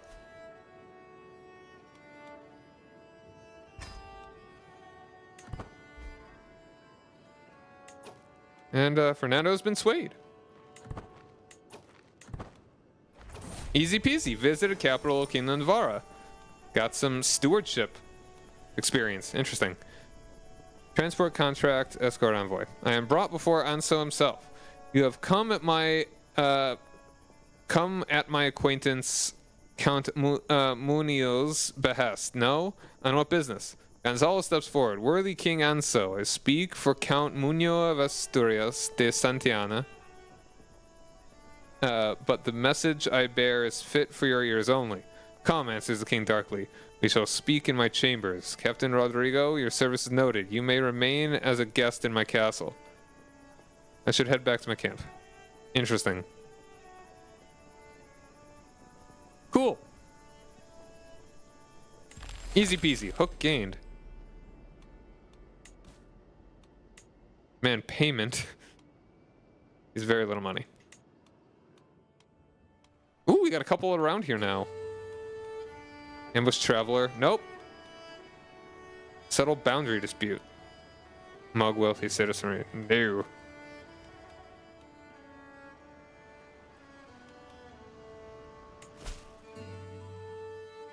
This is one of those Liberty. What? Hold on. Military aid in war torn.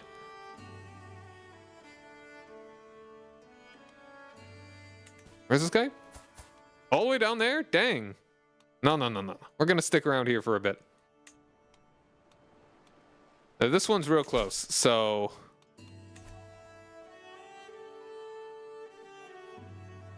Wanderers of good breeding. Experienced arbitrator is sought by Mayor Tefala to settle boundary dispute. Education and Nevarese law would be helpful, but even satisfactory aid shall be paid.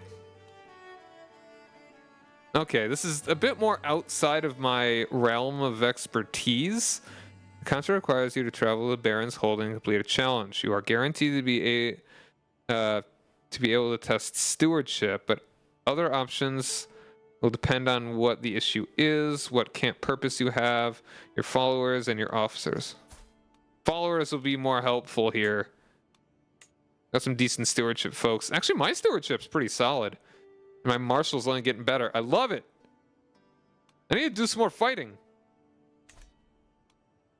Let's go into this one. It's real close.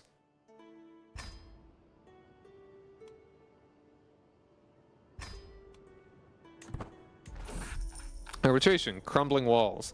The underlying problem in Tefala is quite apparent even from outside the rotting gates.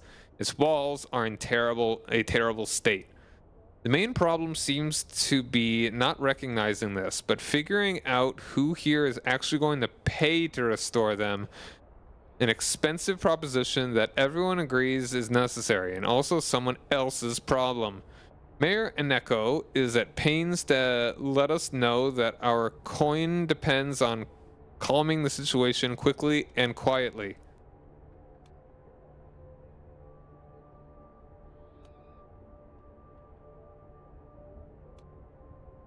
I have no head porter.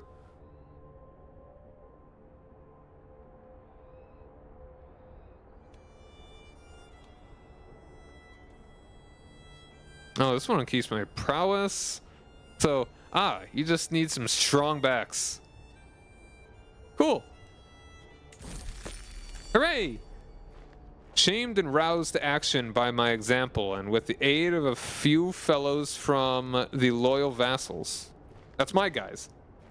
The good people of loyal vassals and I go to work repairing their defenses. Thankfully, the walls look substantially worse than they actually are.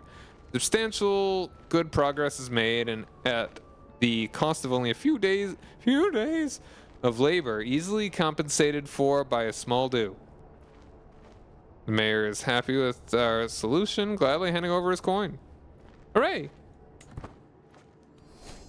Ooh, and I got a martial perk. Ooh.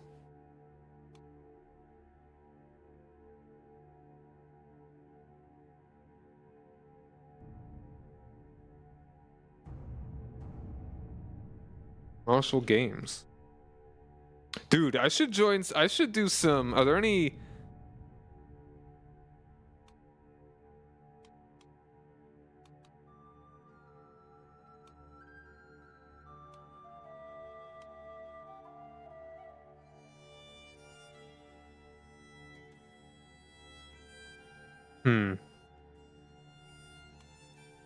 Let's go into courtship. What I'm feeling. Are there any games for me to attend? Man, I'm sad how little time I have. I'll have more time tomorrow, because I want to play this a lot.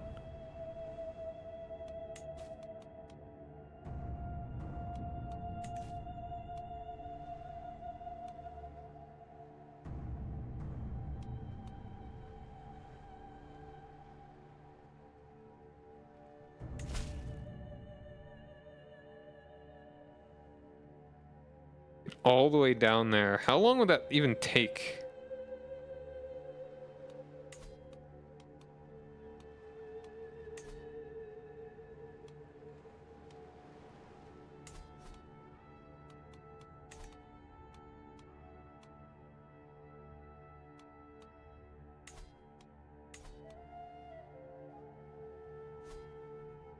Only 700.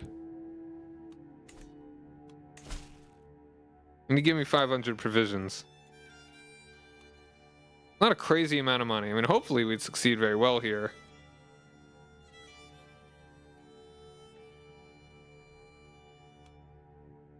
This would be a good one, I think. That's a big, long trek.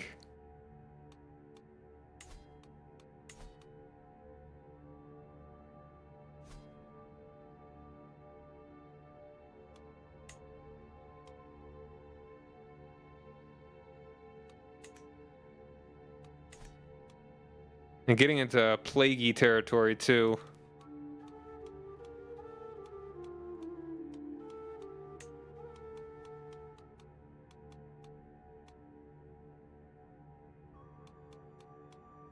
What's the disease map mode again?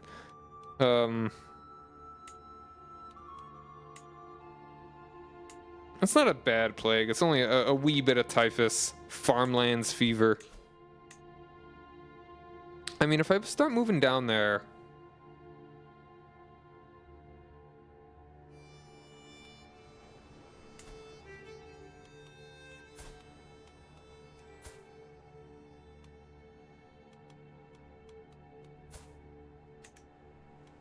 It's a little typhoid.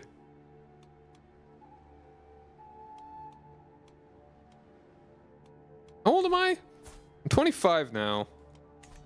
Should be getting married.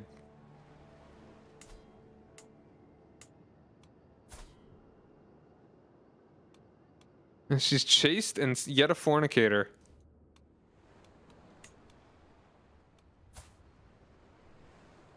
She's 21.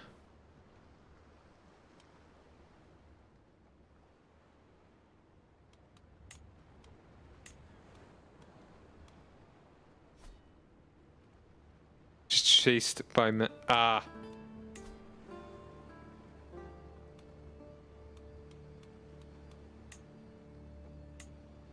You know, if I can marry like the Princess of Aragon here. Oh, she's a nun. You know, that's not surprising based on her outfit. Yeah, I get you. I get you.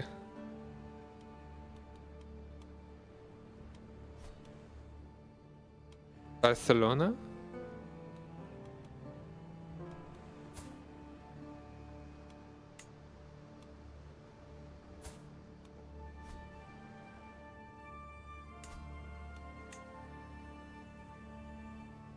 More nuns, Your Grace?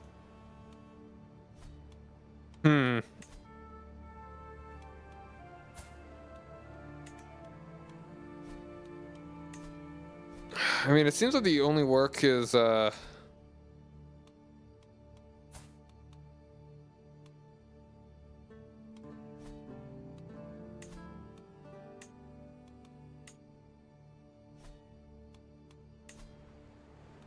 if I make her give up her vow of celibacy to marry me?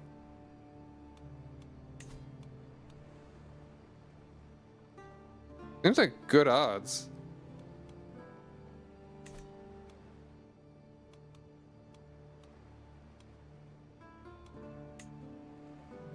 Yeah, I don't think there's a way to actually do that. You know, it would be really cool if they add, or if there was a mod that adds in like Robin Hood in this whole thing, because this feels like a very Robin Hood sort of mechanic. But yeah, looks like it's time for an ad break. We'll be back in a little bit, so stick around, everybody.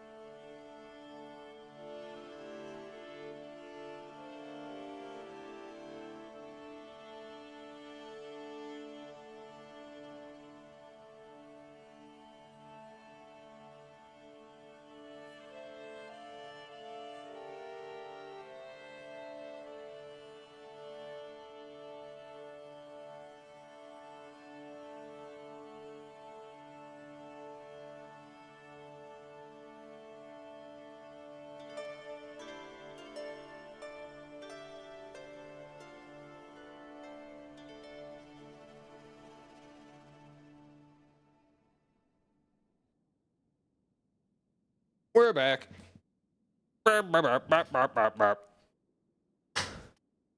So, yeah, I think we go ahead and just move our whole camp down there.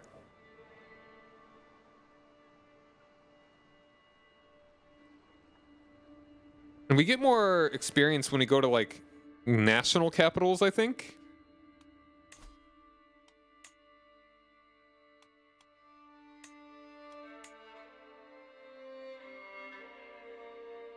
Courtier and guest opinion plus 15. That actually sounds pretty nice. Domicile income. Would we actually get income? Domicile buildings. Interesting. That could be cool. Like have like passive buildings there.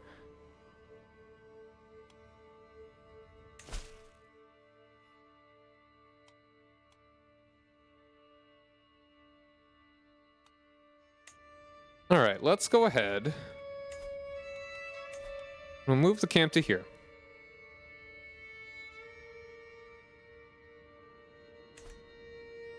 Let's maybe, I kind of want to check out a couple capitals on the way. So we got boom, boom.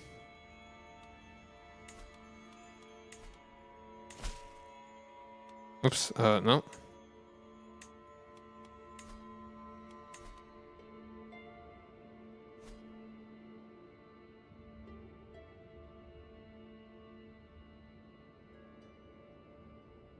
Let's see. Customize route. Location.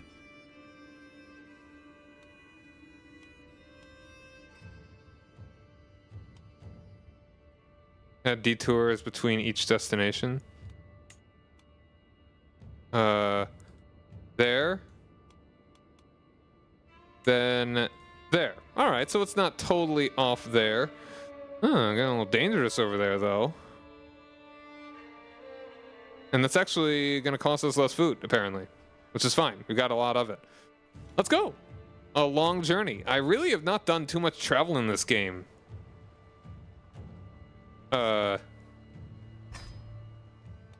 Even after the DLC that added traveling happened. Yep, visited there. Got some martial lifestyle stuff. Hired muscle.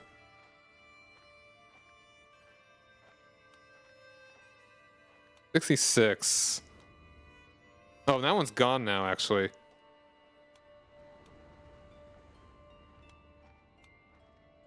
So in that case, let's just customize route. Actually, let's just abort travel.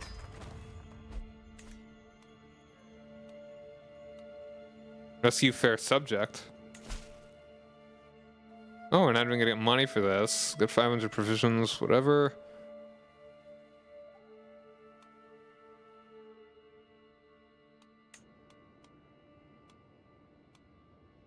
Protect the innocent. I mean, is money really what we're going for?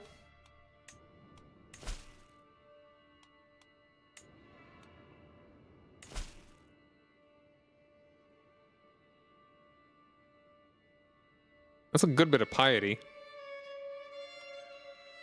I mean, we're not in desperate need for money either.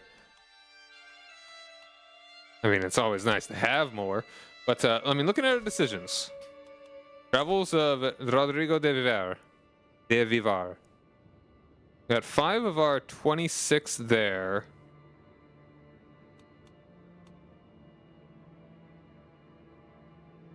Becoming exalted among men. That's probably going to take some time. Traveler experience. Every 12 visited points of interest, up to 60 will increase the rewards. Yeah, we should move around a lot. Ideally. Like, just move constantly, basically.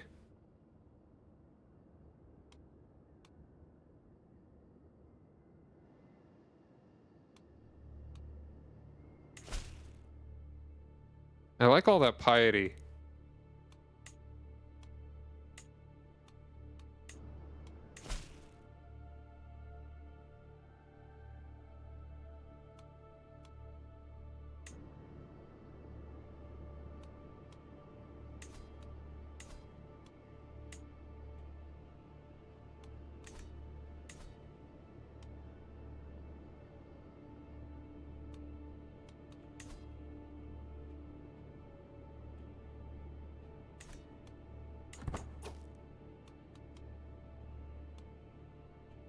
Settle boundary dispute.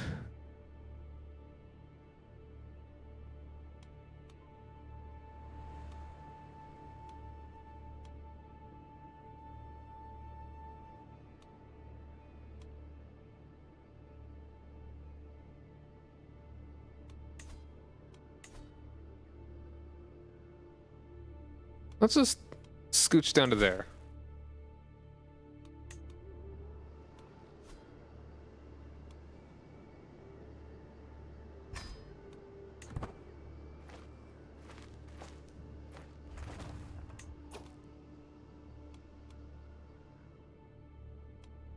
Quite a few of these here.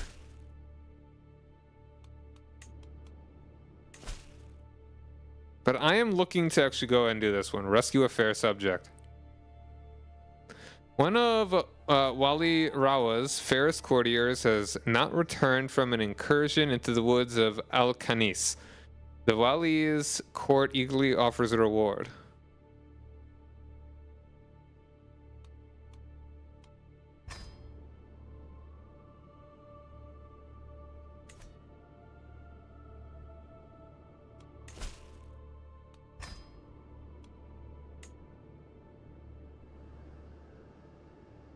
I don't want to take a roundabout route just so that we lose a little bit of food so that we...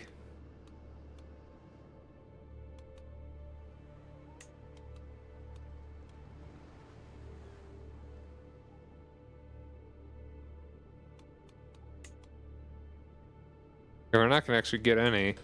It's really only when we move our camp that's really what this is measuring.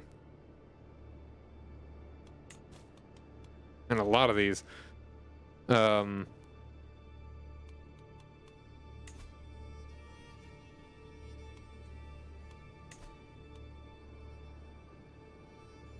Staying down here is probably a better idea. I mean, if we're at max food, we're at max food, I guess. So let's just go ahead and do this one.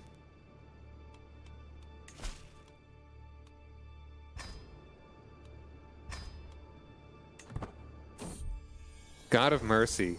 Some hearts are hardened and take a long time to remember what softness feels like. It matters not what I do. King Sancho's heart is far from my reach. God, I start, kneeling in front of the altar. My men all surround me, curious. May your goodness change King Sancho's heart and make him remember his love for me. Please, God, guide him back to light.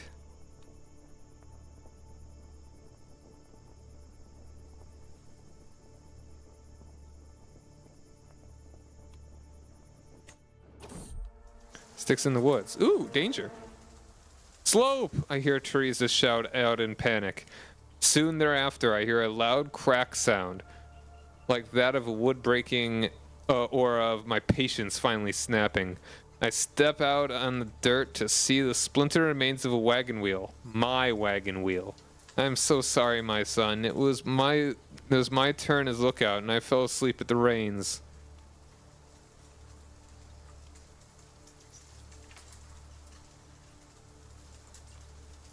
Rodrigo's journey to... Yeah, we'll just delay 5 days. That's fine. We're here. A tired Wali Rawas approaches the camp with his men. The horses stop right before my tent as I get up to greet them. That damn woman. I hear the Wali mumble. I bid you good morning, Rodrigo, he says, wiping the sweat from his forehead. It seems that a most beautiful woman has been lost in the woods, and my courtiers will not stop lamenting until I bring her back. Hey, Soul, how's it going, man?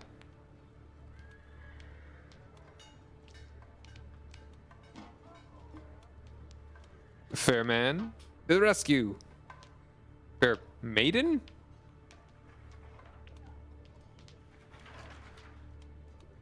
Alright, so this is a higher success chance, higher scheme phase length.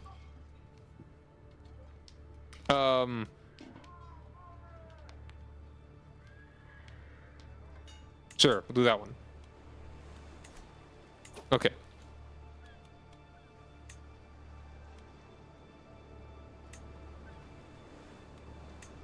Absolutely, get you in there.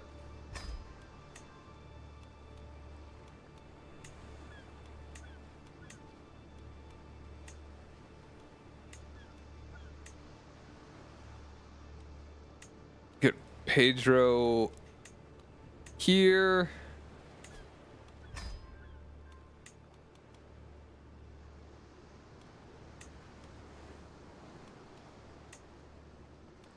Answer here or there. And you there. It will. It's literally impossible for it to fail now. Heck yeah.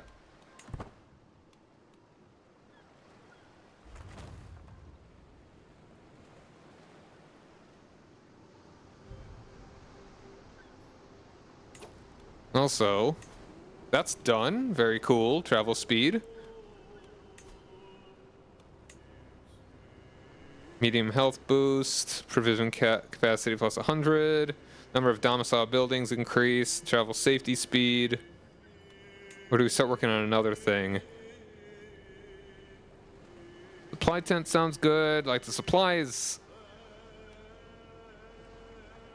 Definitely something that we are needing. Capacity, provisions capacity, supply capacity. That's speed, skirmisher regiments. I'm kind of leaning towards supply tent.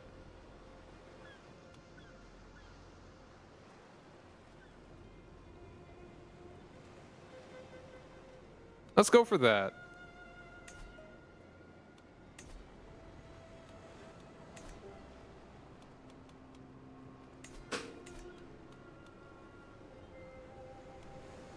Also, I don't need to sway you anymore.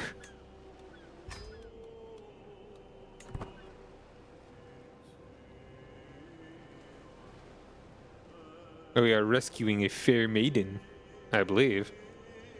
Fair somebody.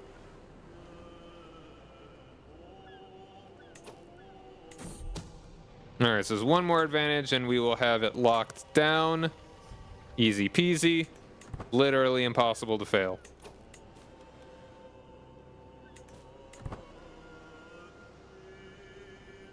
And here we go. Seize the moment.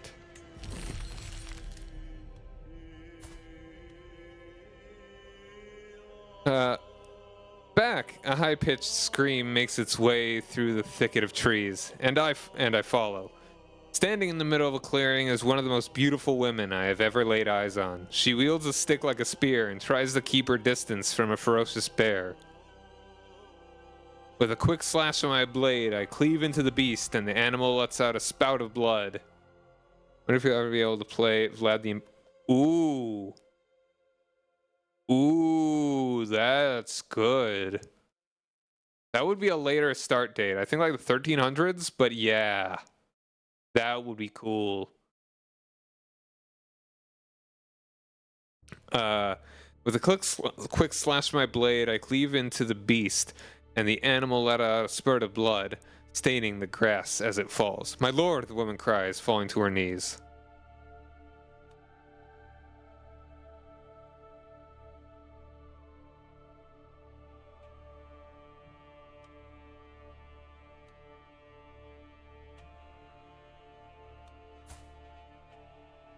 Is it possible to marry her? Like, because she is a Muslim? Like, is it actually mechanically blocked? Or is it... Like, I don't know how it's different for landless people.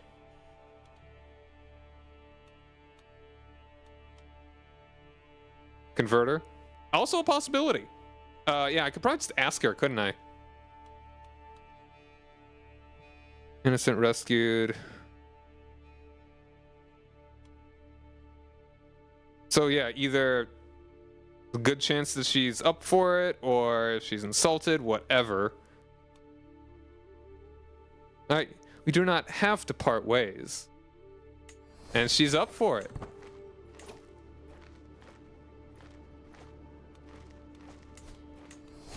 Gain a level of devotion too. Mug wealthy citizen. Where the real money's at. But we're an honest knight.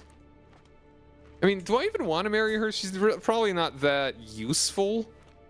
Like, marriage-wise.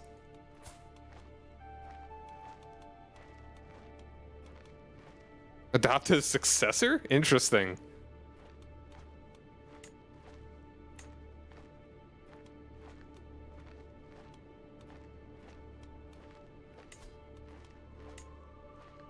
Okay, so I could propose, but yeah, marrying unlanded, which, I mean,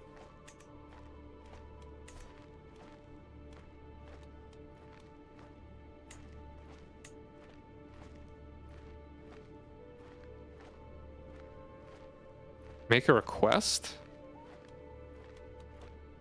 Nice, we got good diplomacy either way. Alright, well, yeah, mission complete.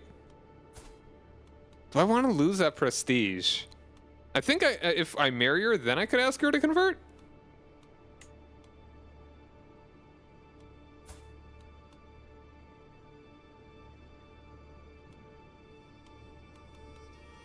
Or maybe I do. Oh wait, demand conversion. Adventurers acquire the portable shrine upgrade for the baggage train to convert followers. Interesting.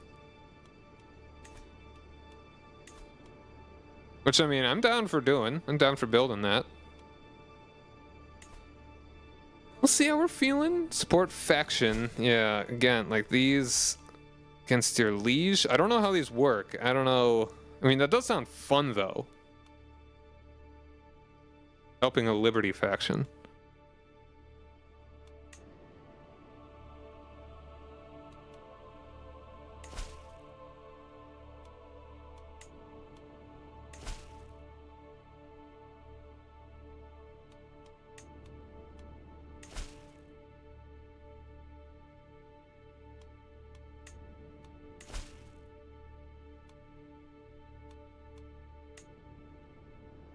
I kind of want to try support a faction.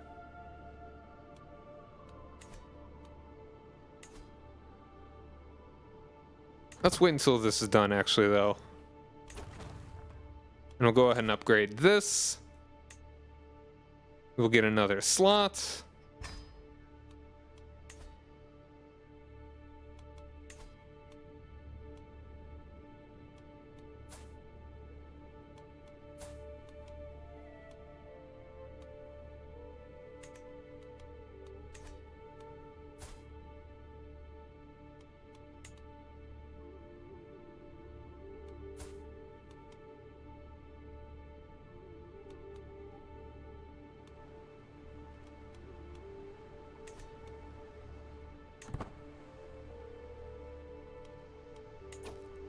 Fight corruption.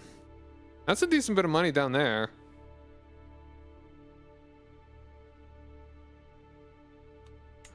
Okay, now we got the higher limit there. Pretty good.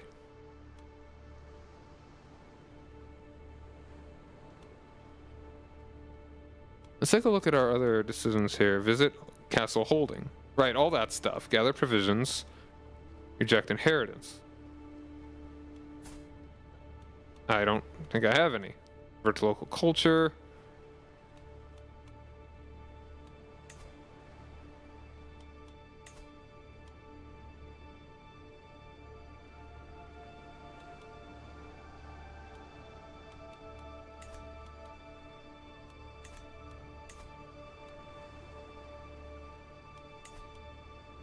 I think I'm gonna make a save here. Sadly, I'm only going to be able to go for like another 30 or so minutes. Let's try this one. Wali is fed up with Emir Ismail of Tuleto's rule.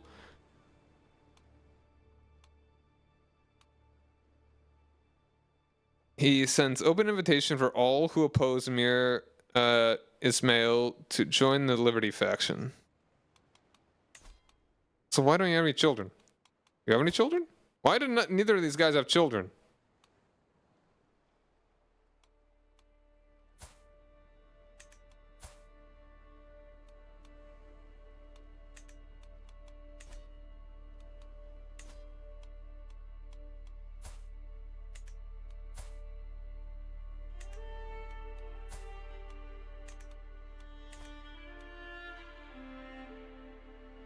Sure, let's give this a shot.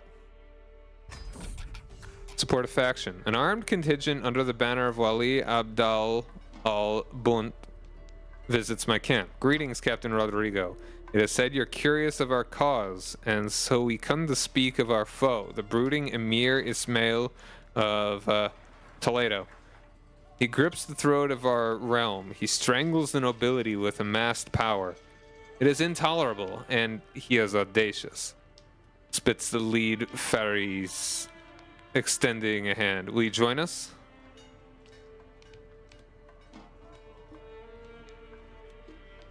A just cause indeed.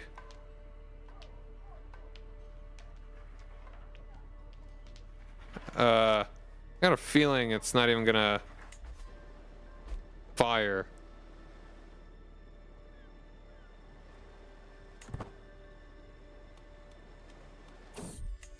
A friendly clamor.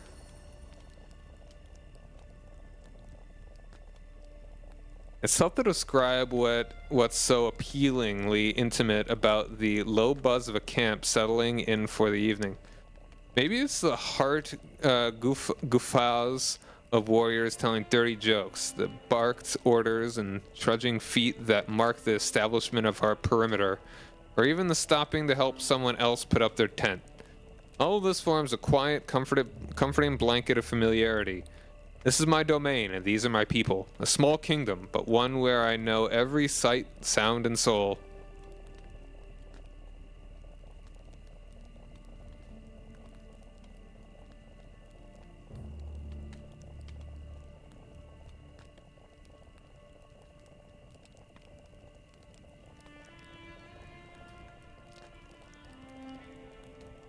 Walk along the perimeter sounds pleasant. Gain 10 years? Nah. Okay, we'll go ahead and... Got 15 stress. I could get rid of nearly all of it that way. I don't really care about the provisions. We're doing fine on those. Retire to my own tent and simply listen. Gain the prestige though. That's good. Great, great, great. But can I do other things? I can still do other missions, it looks like. Another protect the innocent. We're already there, so. Sounds like a good one. And yeah.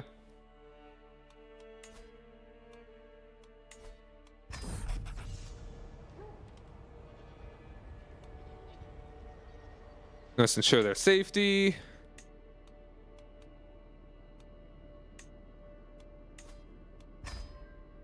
Total War. I always wanted to do a successful nomadic campaign, but never could.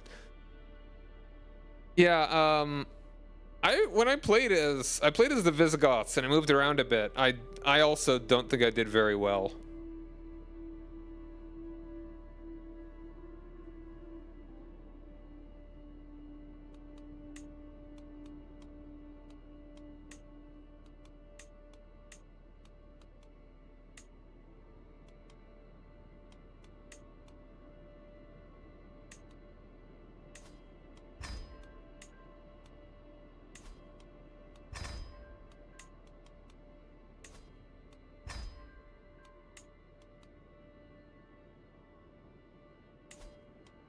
All right.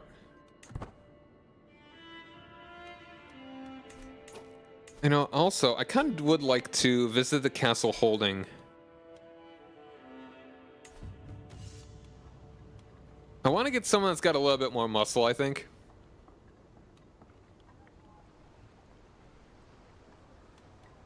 Go to the castle. Yellow bodies in here.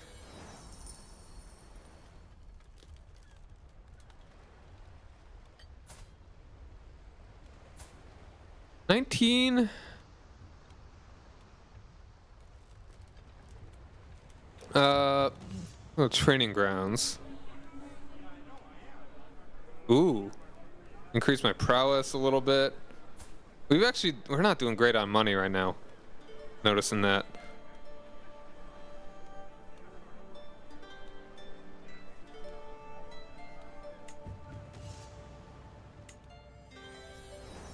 Yeah, I don't think do I want to spend that much? We're gonna get a decent amount from actually beating this one mission.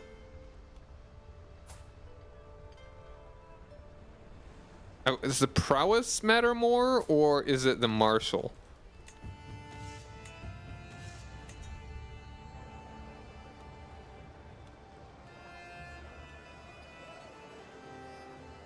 Pedro looks around at the jumble of individuals with an intrigued glint in his eye. Yeah, a storyteller seen by men of fire from the trumps or peasant servant. Yeah, more Sharba.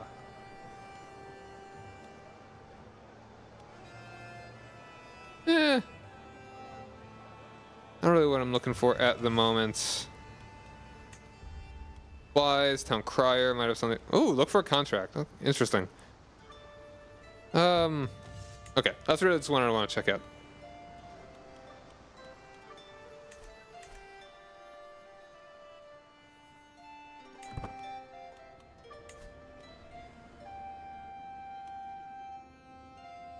Yeah, we're gonna reach 100% before we even have the 5 to execute it.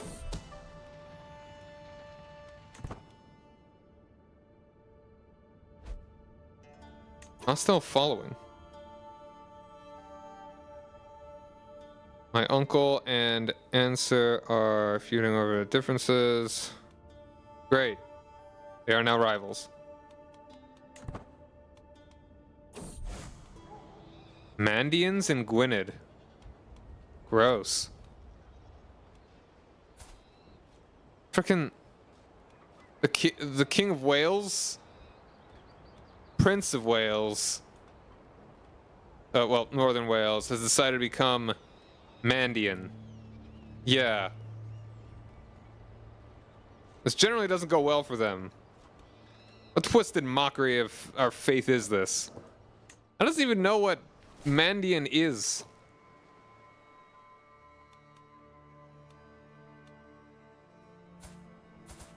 Oh, and so did the Prince of Duhuebarth. Catholic screeching. Yeah, agreed. Well, this is a great way to get conquered by England.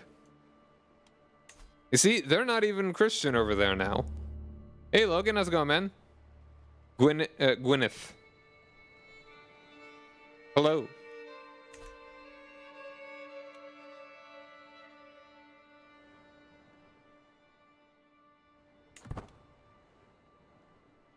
Alright, gotta get 2 more ticks. The new DLC is really cool. I'm liking it. Gone fishing. My best friend Alvar accosts me, grinning from ear to ear, and his hands are 2 fishing poles. Come fishing with me today, dear best friend. I promise you will love it, he exclaims. And it's been a while since I took a break and escaped the hustle and bustle of the encampment.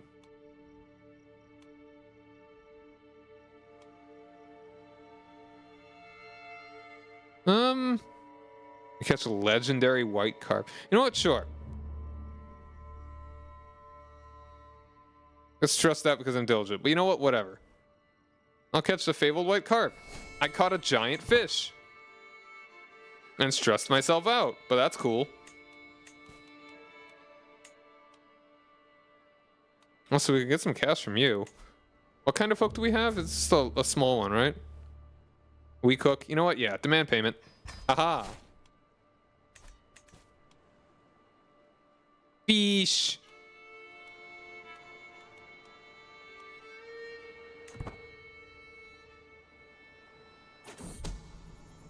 Torn apart. What? The argument is fairly typical of interactions of late.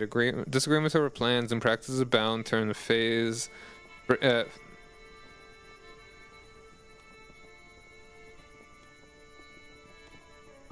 Mom, please! No!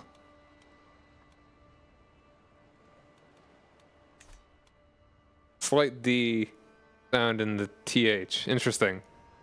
Yeah, I'm playing as an unlanded guy. That unlanded guy being El Cid. I'm just a traveler. I mean, I think you can have... Yeah, I think you can have patrons, but you're not actually part of a court. I don't think you can be just like in a court. Alright, we go. Unfamiliar rations. The culture here is unfamiliar to me, and some of their customs equally alien. This is proven especially true when Karima, acting as our cook for the evening, beckons me over to look at the stewing pot. It's a local recipe, she begins, supposedly authentically Andalusian. I was assured so by passing merchant. But she's Andalusian, she should know. Look at the substance of suspicion. Is that stewed squirrel with parsnips?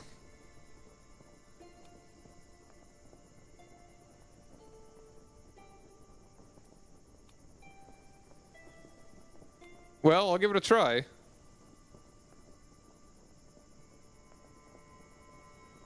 It's abhorrent. A new kitchen appliances, nice.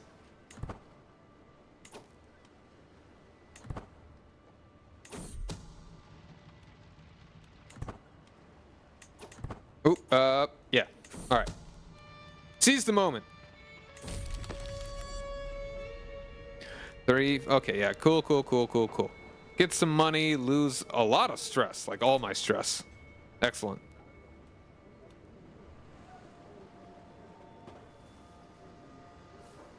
That does sound like a seasonal anime. All right. Hired muscle, hired muscle. About boundaries. I mean, how are we looking money-wise? Got 83 up there.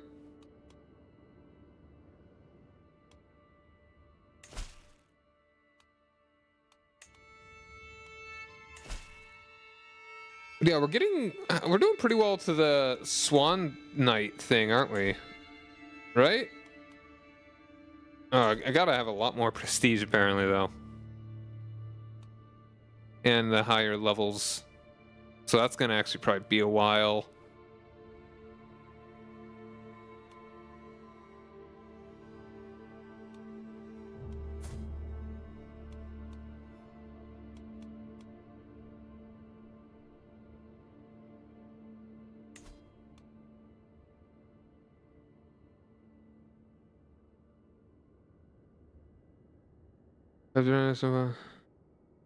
Hmm. All right. Well, yeah. Thanks, Lorkin, man. Glad to have you hanging out.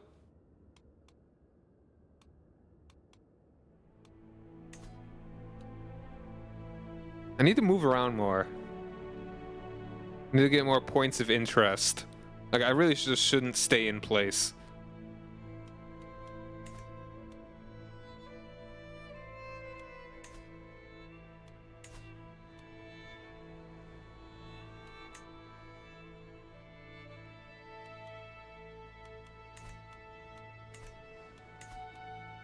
I got this almost done, though. Haha.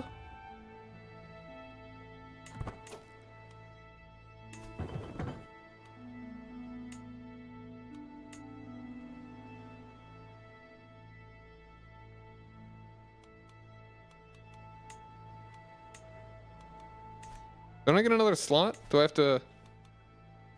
Oh, there it is. Mess tent, roaring campfire, proving grounds. I don't even have the option, apparently, for... What was that? Hold on. I mean, again, I don't know if I want to marry her because she is...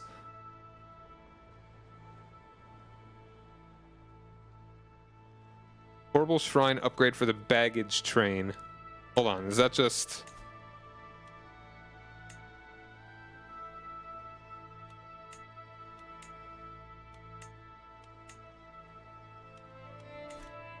Or maybe it can only be here.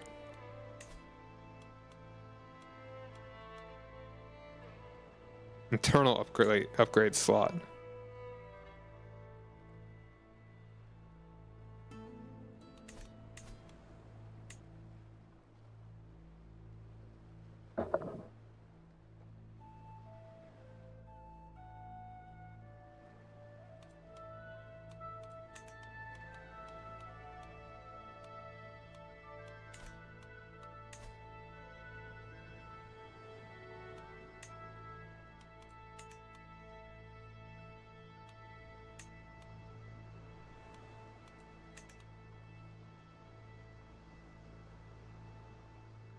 Huh.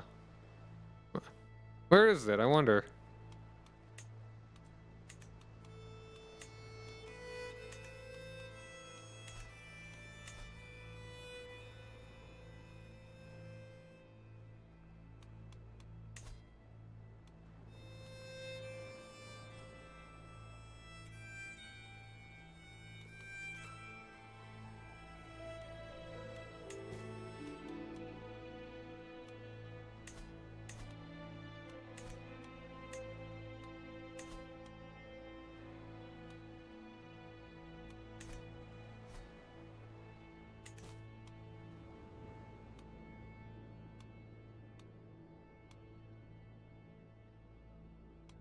Let's... That's a decent bit of money. I mean, again, exceptional success. I've not had any exceptional successes. Do I need more of those, like, key things to make that happen? No, let's just go ahead and actually move here. I want to test it out. Let's go check out Toledo. Danger, tempting fruit.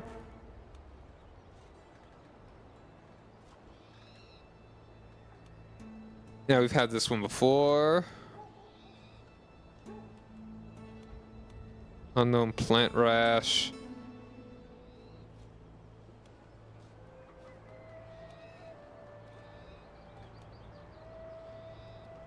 Hmm.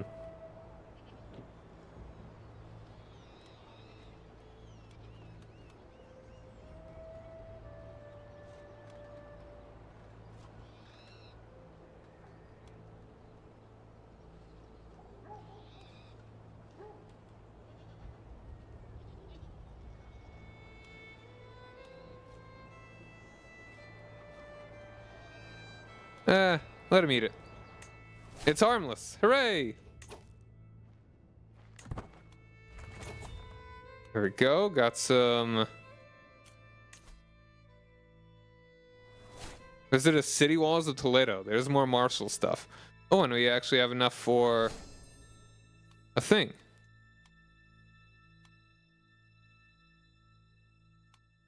Marriage acceptance. Yeah, let's do that. Hold on, though. I'm a little...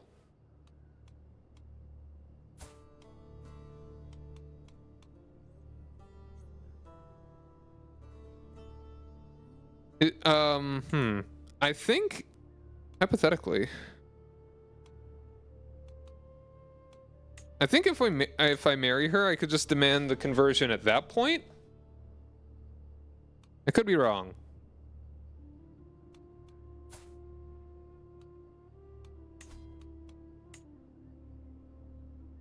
Or I could have my brother marry her. At that point, both we'd gain prestige, the family or whatever.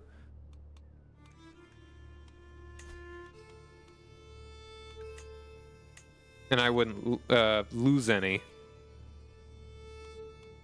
So we'll keep that in mind. Keep that as a possibility.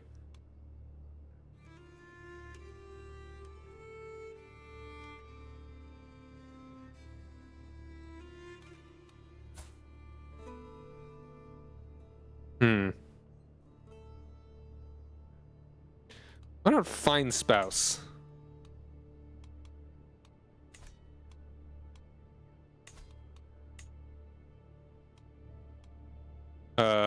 No, apparently that's not exactly what I'm looking for.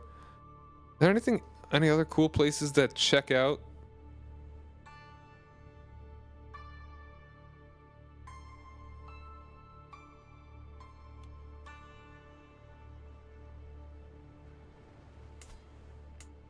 I wonder what it actually determines if some place is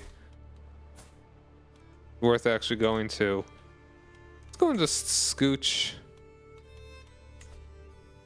our way down here. See if we get anything interesting. Won't be missed. As we continue through here, my eye catches an elaborately decorated tomb amidst a network of common graves. The tomb appears to be cracked open, and just within its mouth I see the glimmer of some unknown treasure. None but my party appear to be around, and surely whomever once owned the contents of this tomb would not cast judgment on me for taking what would go otherwise unused.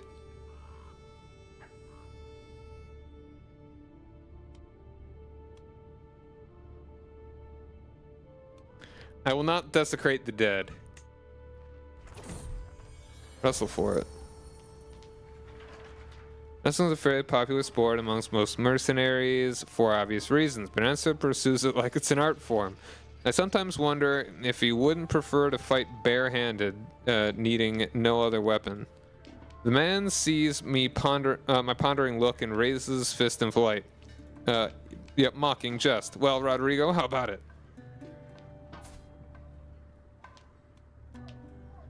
I almost certainly will win. Haven't beaten for even asking. Sure. My prowess is pretty nutso. Brave words for an imminent loser. I actually lost. I rolled like an 8%. Unreal. No one write that down.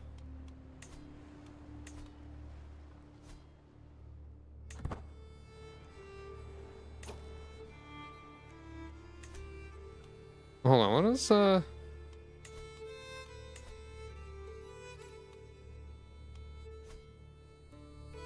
Great Mosque of Cordoba? Oh, I see. Okay.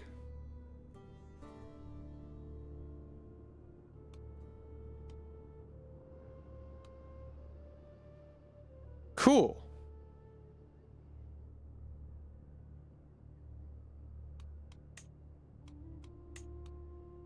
Let's actually go check that out first.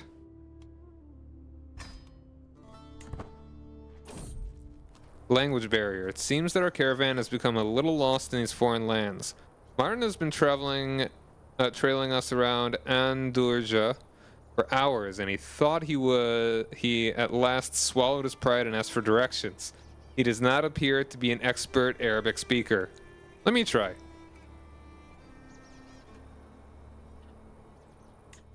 I successfully interpreted the instructions. Eyes in the night. Morning brings a report that a man-eating beast is struck again. Another life vanished without a trace, save the slight drag marks and a few flecks of blood where the nimble creature disabled its prey. The sentries can't get a look at the damn thing, whether it is, whatever it is. It's got a taste for us, and seems smart enough to follow after us during the day, or even evenings, or early evenings. I cast my eyes to the river. Our path brings us alongside. Such a vast body of water could hide all manner of submerged terrors, watching, waiting, hunger slowly building for its evening meal.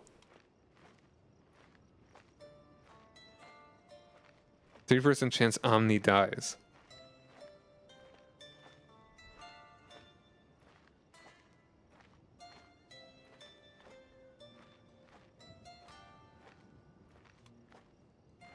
I'm gonna make a save. I can scum it a little. I just don't want to die. I shall take its head. Eyes in the night. A wolf! We cannot afford to wait another night to outrun the thing. Gathering my hunting party, I intend to end this, and to do so this very morning. The beast's tracks are soft and difficult to follow, but unmistakably canine.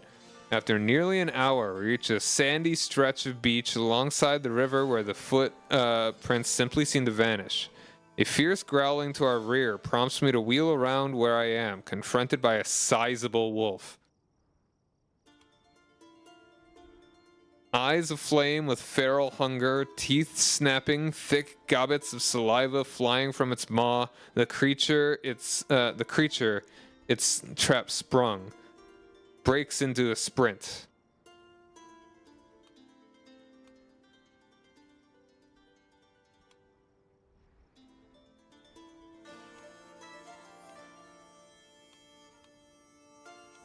So either way, it's like the same.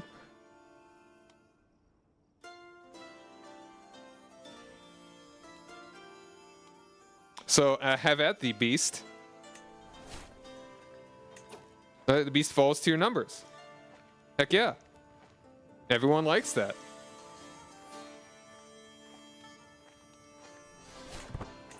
Hold on, did I not actually... Okay, visited the Great Mosque, got 200 learning lifestyle. And got Alhambra, that's where this is. Very cool.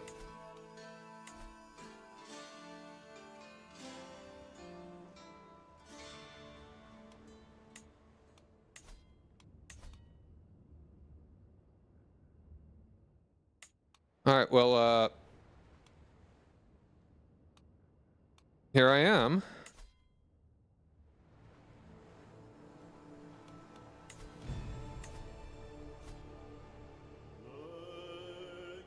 The Rock of Gibraltar. Well, the next one is like all the way down in Marrakesh. I want to check out stuff up there. I probably should get some missions here soon, though.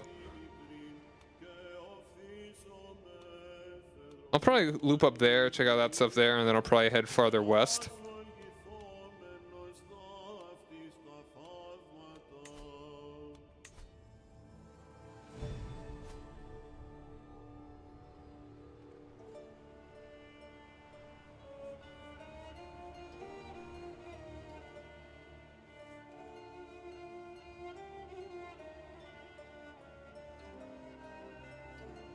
All right.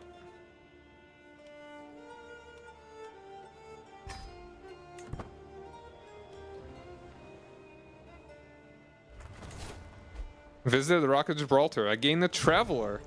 The Traveler. Awesome.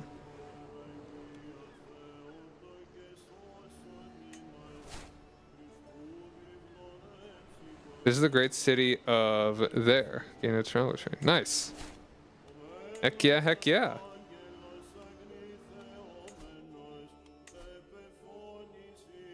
All right, let's scooch ourselves back up here.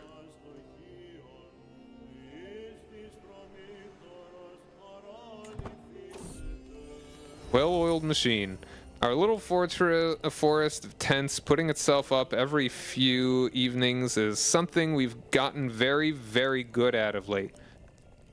First one, then another, with people and tools spreading out down the lines to help their neighbors in a model of speed and efficiency. Even Alvar and Martin, who aren't generally known for moving in the same circles, are quietly humming along as they aid each other.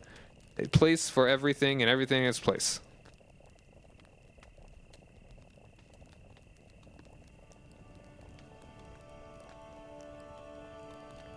I don't really care to spend the prestige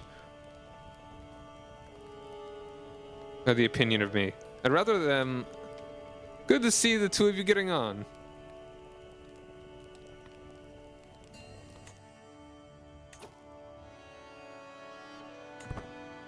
Oh, yeah, start moving camp.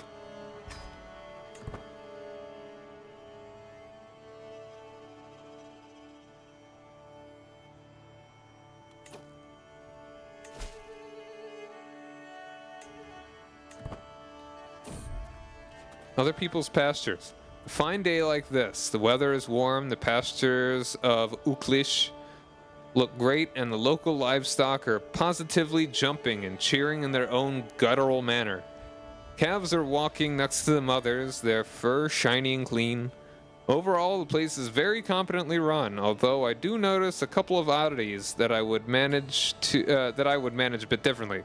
The local patriarch approaches me. A fine morning to you, my lord. Are these beauties not a sight to behold? Building construction, holding tax. Okay, no, that place. Okay.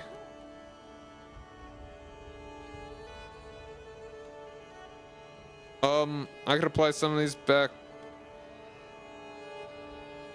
Huh. 15 years. Sure, you know what? I could apply some of these back home. Why not? Exile, for the love of the king. Gold, silver, jewels. My coffer is finally growing. Golden rings, and necklaces and banners. King Sancho would be no stranger to this display. But this is not fully mine. He is still my liege, and as such, a part of my fortune should also be his. Gold can never go wrong. Alright, here we are. Ooh, hunt criminals. That's not very much. Swan decision, though.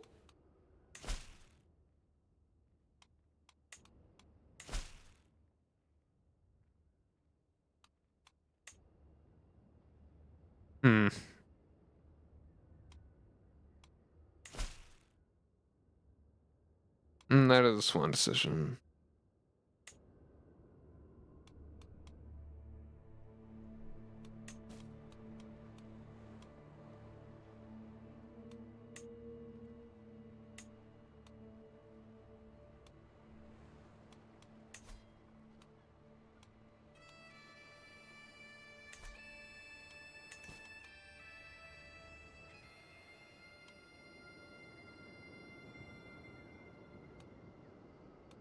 All right, what's gonna give us the most money? That's like a 55,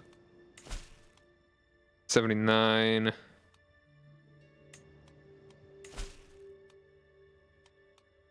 66, and the 5.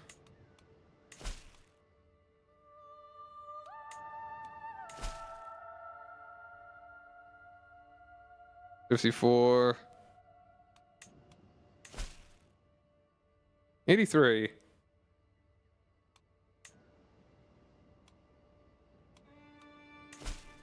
Let's just do all the Knight of the Swan ones around us. Or,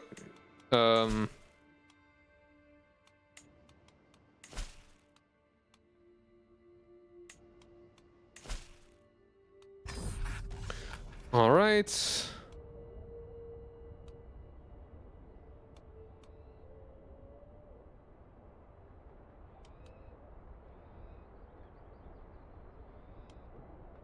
Another task.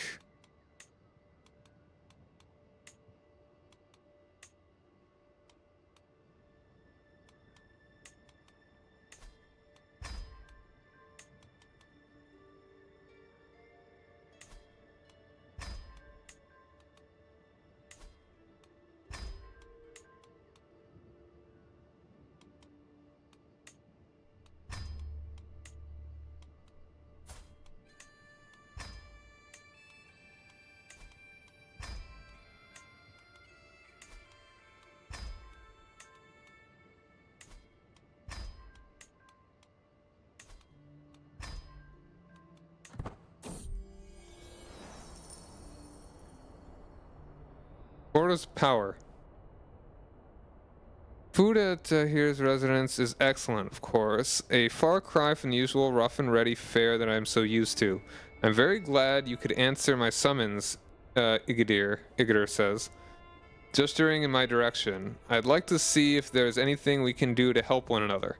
After all, there are certain times that a man of my stature can't quite get as down in the muck as certain jobs require. I don't even have an option. Sure, 15 gold. A little annoying that we... My mother's sick or something? She used to be so good.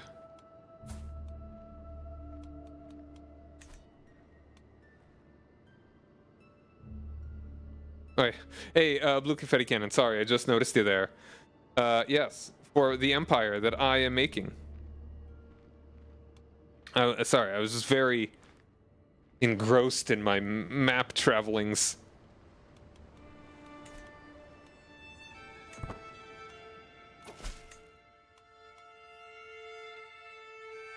The fickle Rodrigo, you lack commitment. Okay.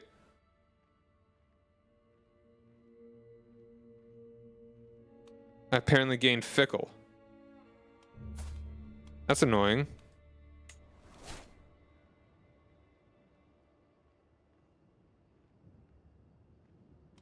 I mean, I only chose acted against you once. Come on, dude. Ooh. Irish mercenaries. This is interesting.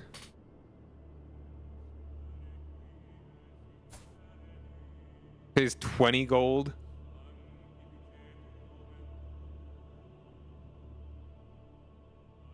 That it? Really? I'm gonna say no. As fun as it would be to work with that, that's a pittance.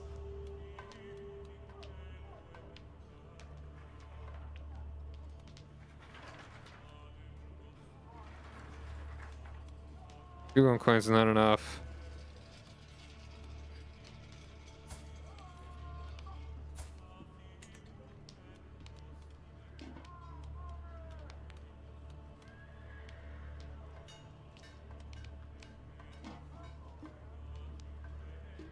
Actually, I don't want to join him at all.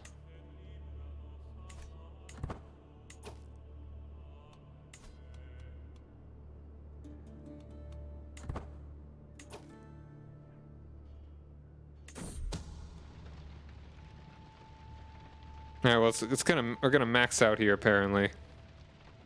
I don't think the advantages make any more difference.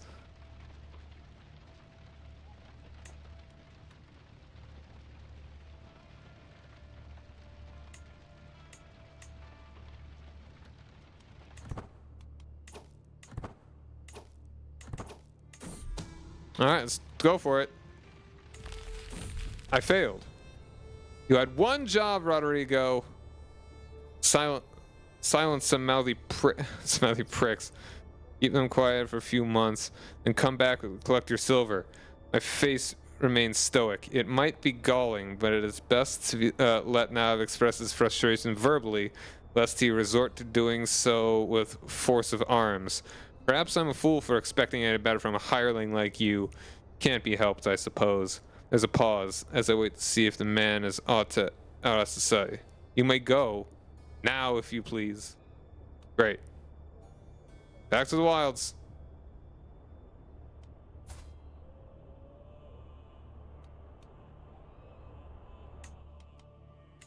Great.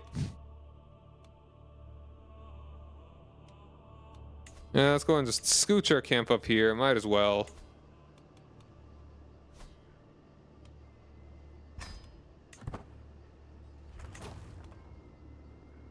You know, I can go for another 10 minutes.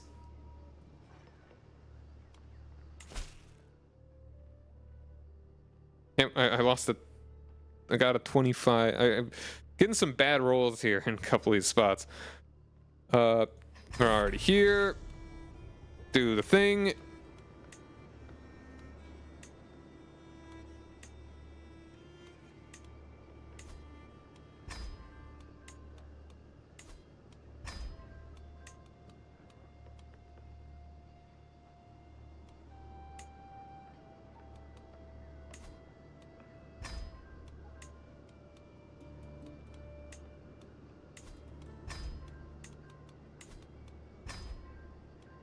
Yeah, again, only 75%. I need to get more muscle. I'm willing to spend.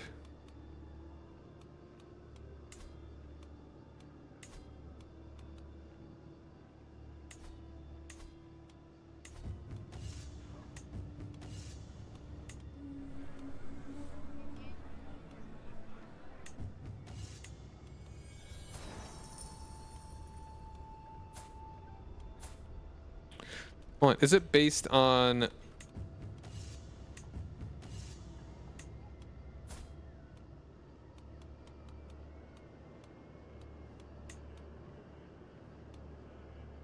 Where's my bodyguard?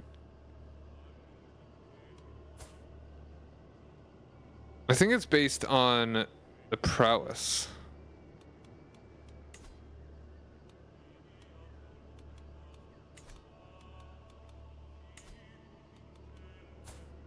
This is 21. This is 14. This is 13, but you're only an 8. Oh yeah, it's from prowess. I kind of don't care about their prowess. Or I kind of don't care that they have not great prowess.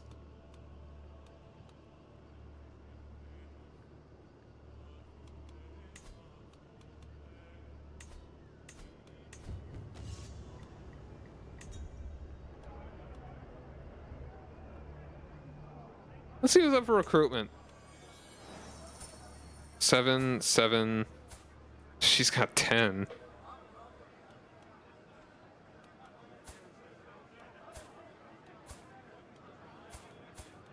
None of them are impressive to me. We have time to Vixen.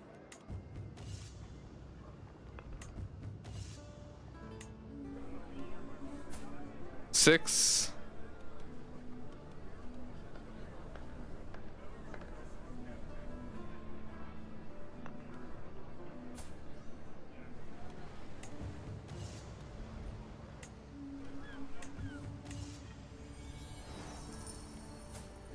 0.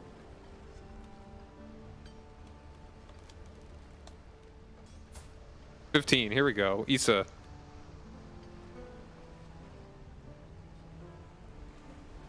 Get this guy in here.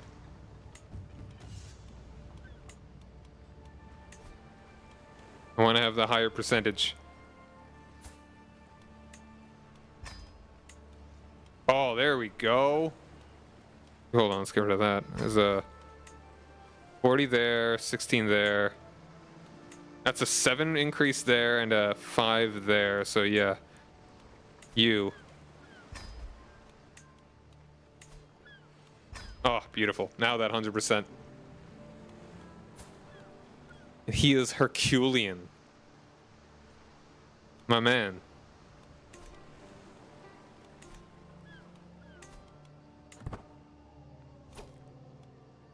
Paris mercenaries again. 20. All the way over Monferrato. All the way over there, dude.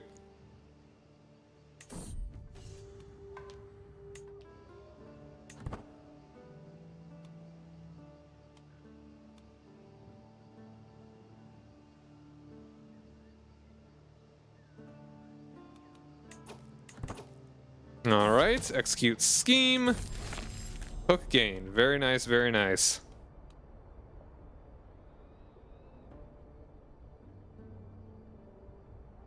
Wonderful job, Rodrigo. The garden is really nice.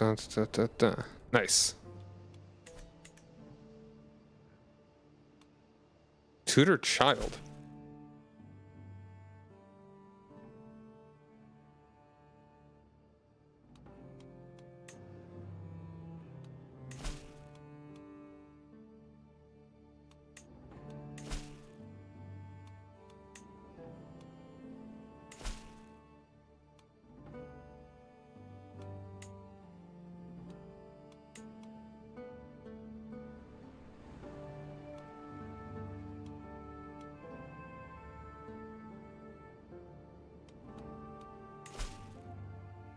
I kind of want to go ahead and start this one.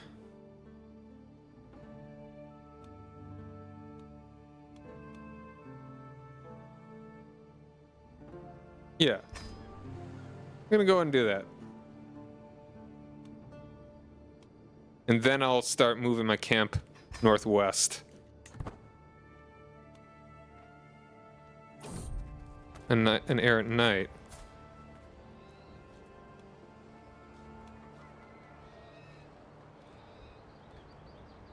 Special devotion toward their knights and their legends.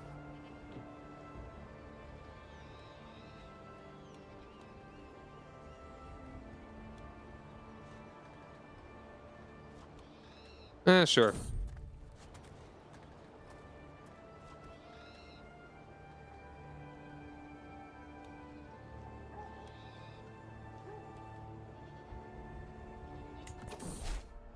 I killed the beast. As we trek through Oregano, stop to clear, proceed towards the commotion, find having an irate row. This is how I managed to get out of such a desperate situation when I visited Arganda before. This actually reminds me of another story. Not another word. Camille interjects. Come on now. Surely you two can make amends. Hired muscle.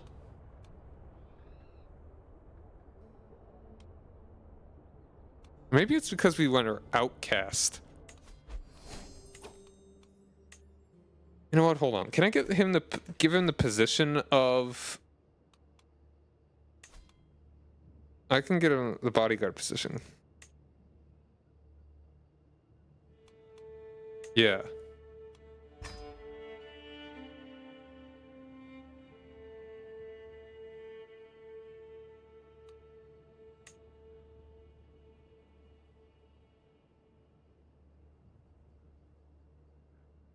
Humiliate stooge decision. I don't care to do that.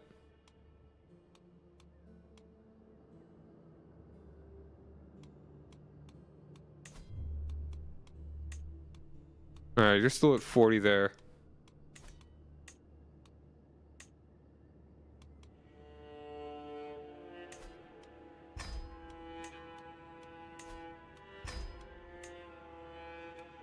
Oh, here we go. Yeah, we like the outcast.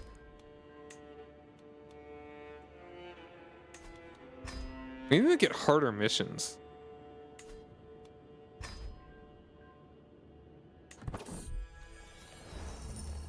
Oh, they want to get married. As the camp's captain, when 2 or more notable followers wish to wed, it is my right to have the last word. They live within my protection, travel on my animals, and break my bread after all. Today's hopeful couple are Karima and Isa. And with everything else in place, the only waiving my permission. No, I think that's fine. Permit the union.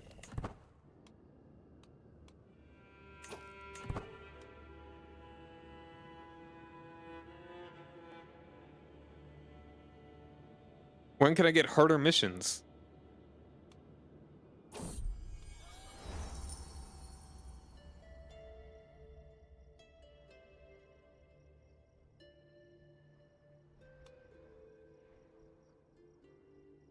Lose a little bit. Give the horse in the gear.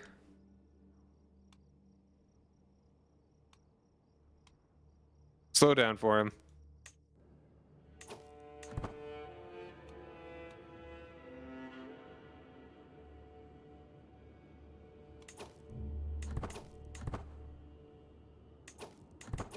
All right, execute, execute.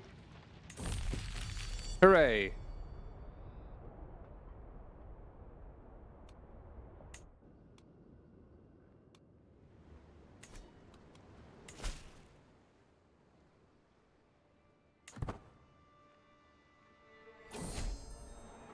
Flawed fare. Mine is in charge of our food supplies, and sheepishly reveal that provisions are now all but useless, having been poorly stored.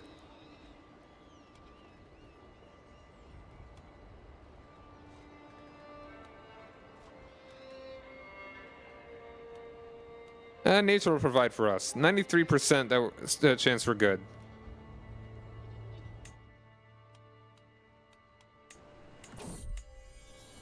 Means to an end. I sit by my pavilion, letting the sounds and smells of the camp wash over me. It's different from my life within the safe walls of a palace so very different. Freedom is easy to enjoy. No obligations, no counselors yapping, no dignitaries to entertain, none of the downsides of the trappings of power. Yet these freedoms are dearly purchased. The constant scraping for survival wears thin. Increasingly every night, I yearn for a proper bed.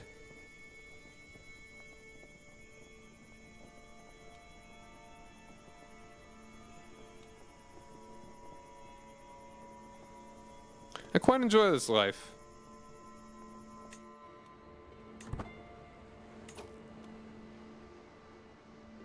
All right.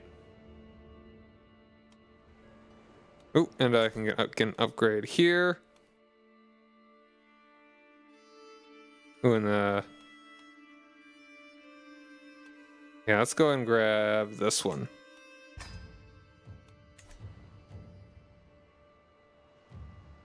Ah, yeah, this is cool. I'm really liking this. Yeah, maybe going through the... And it's not easy to find...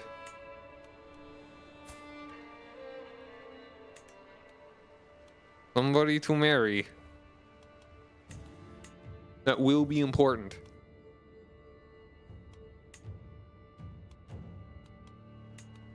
And eventually I want the Kingdom of Valencia.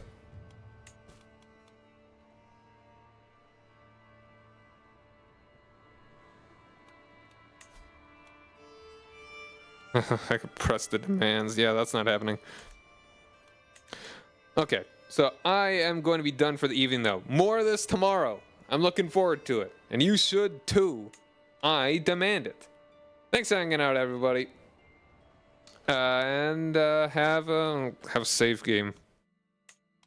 Have a good night. Bye.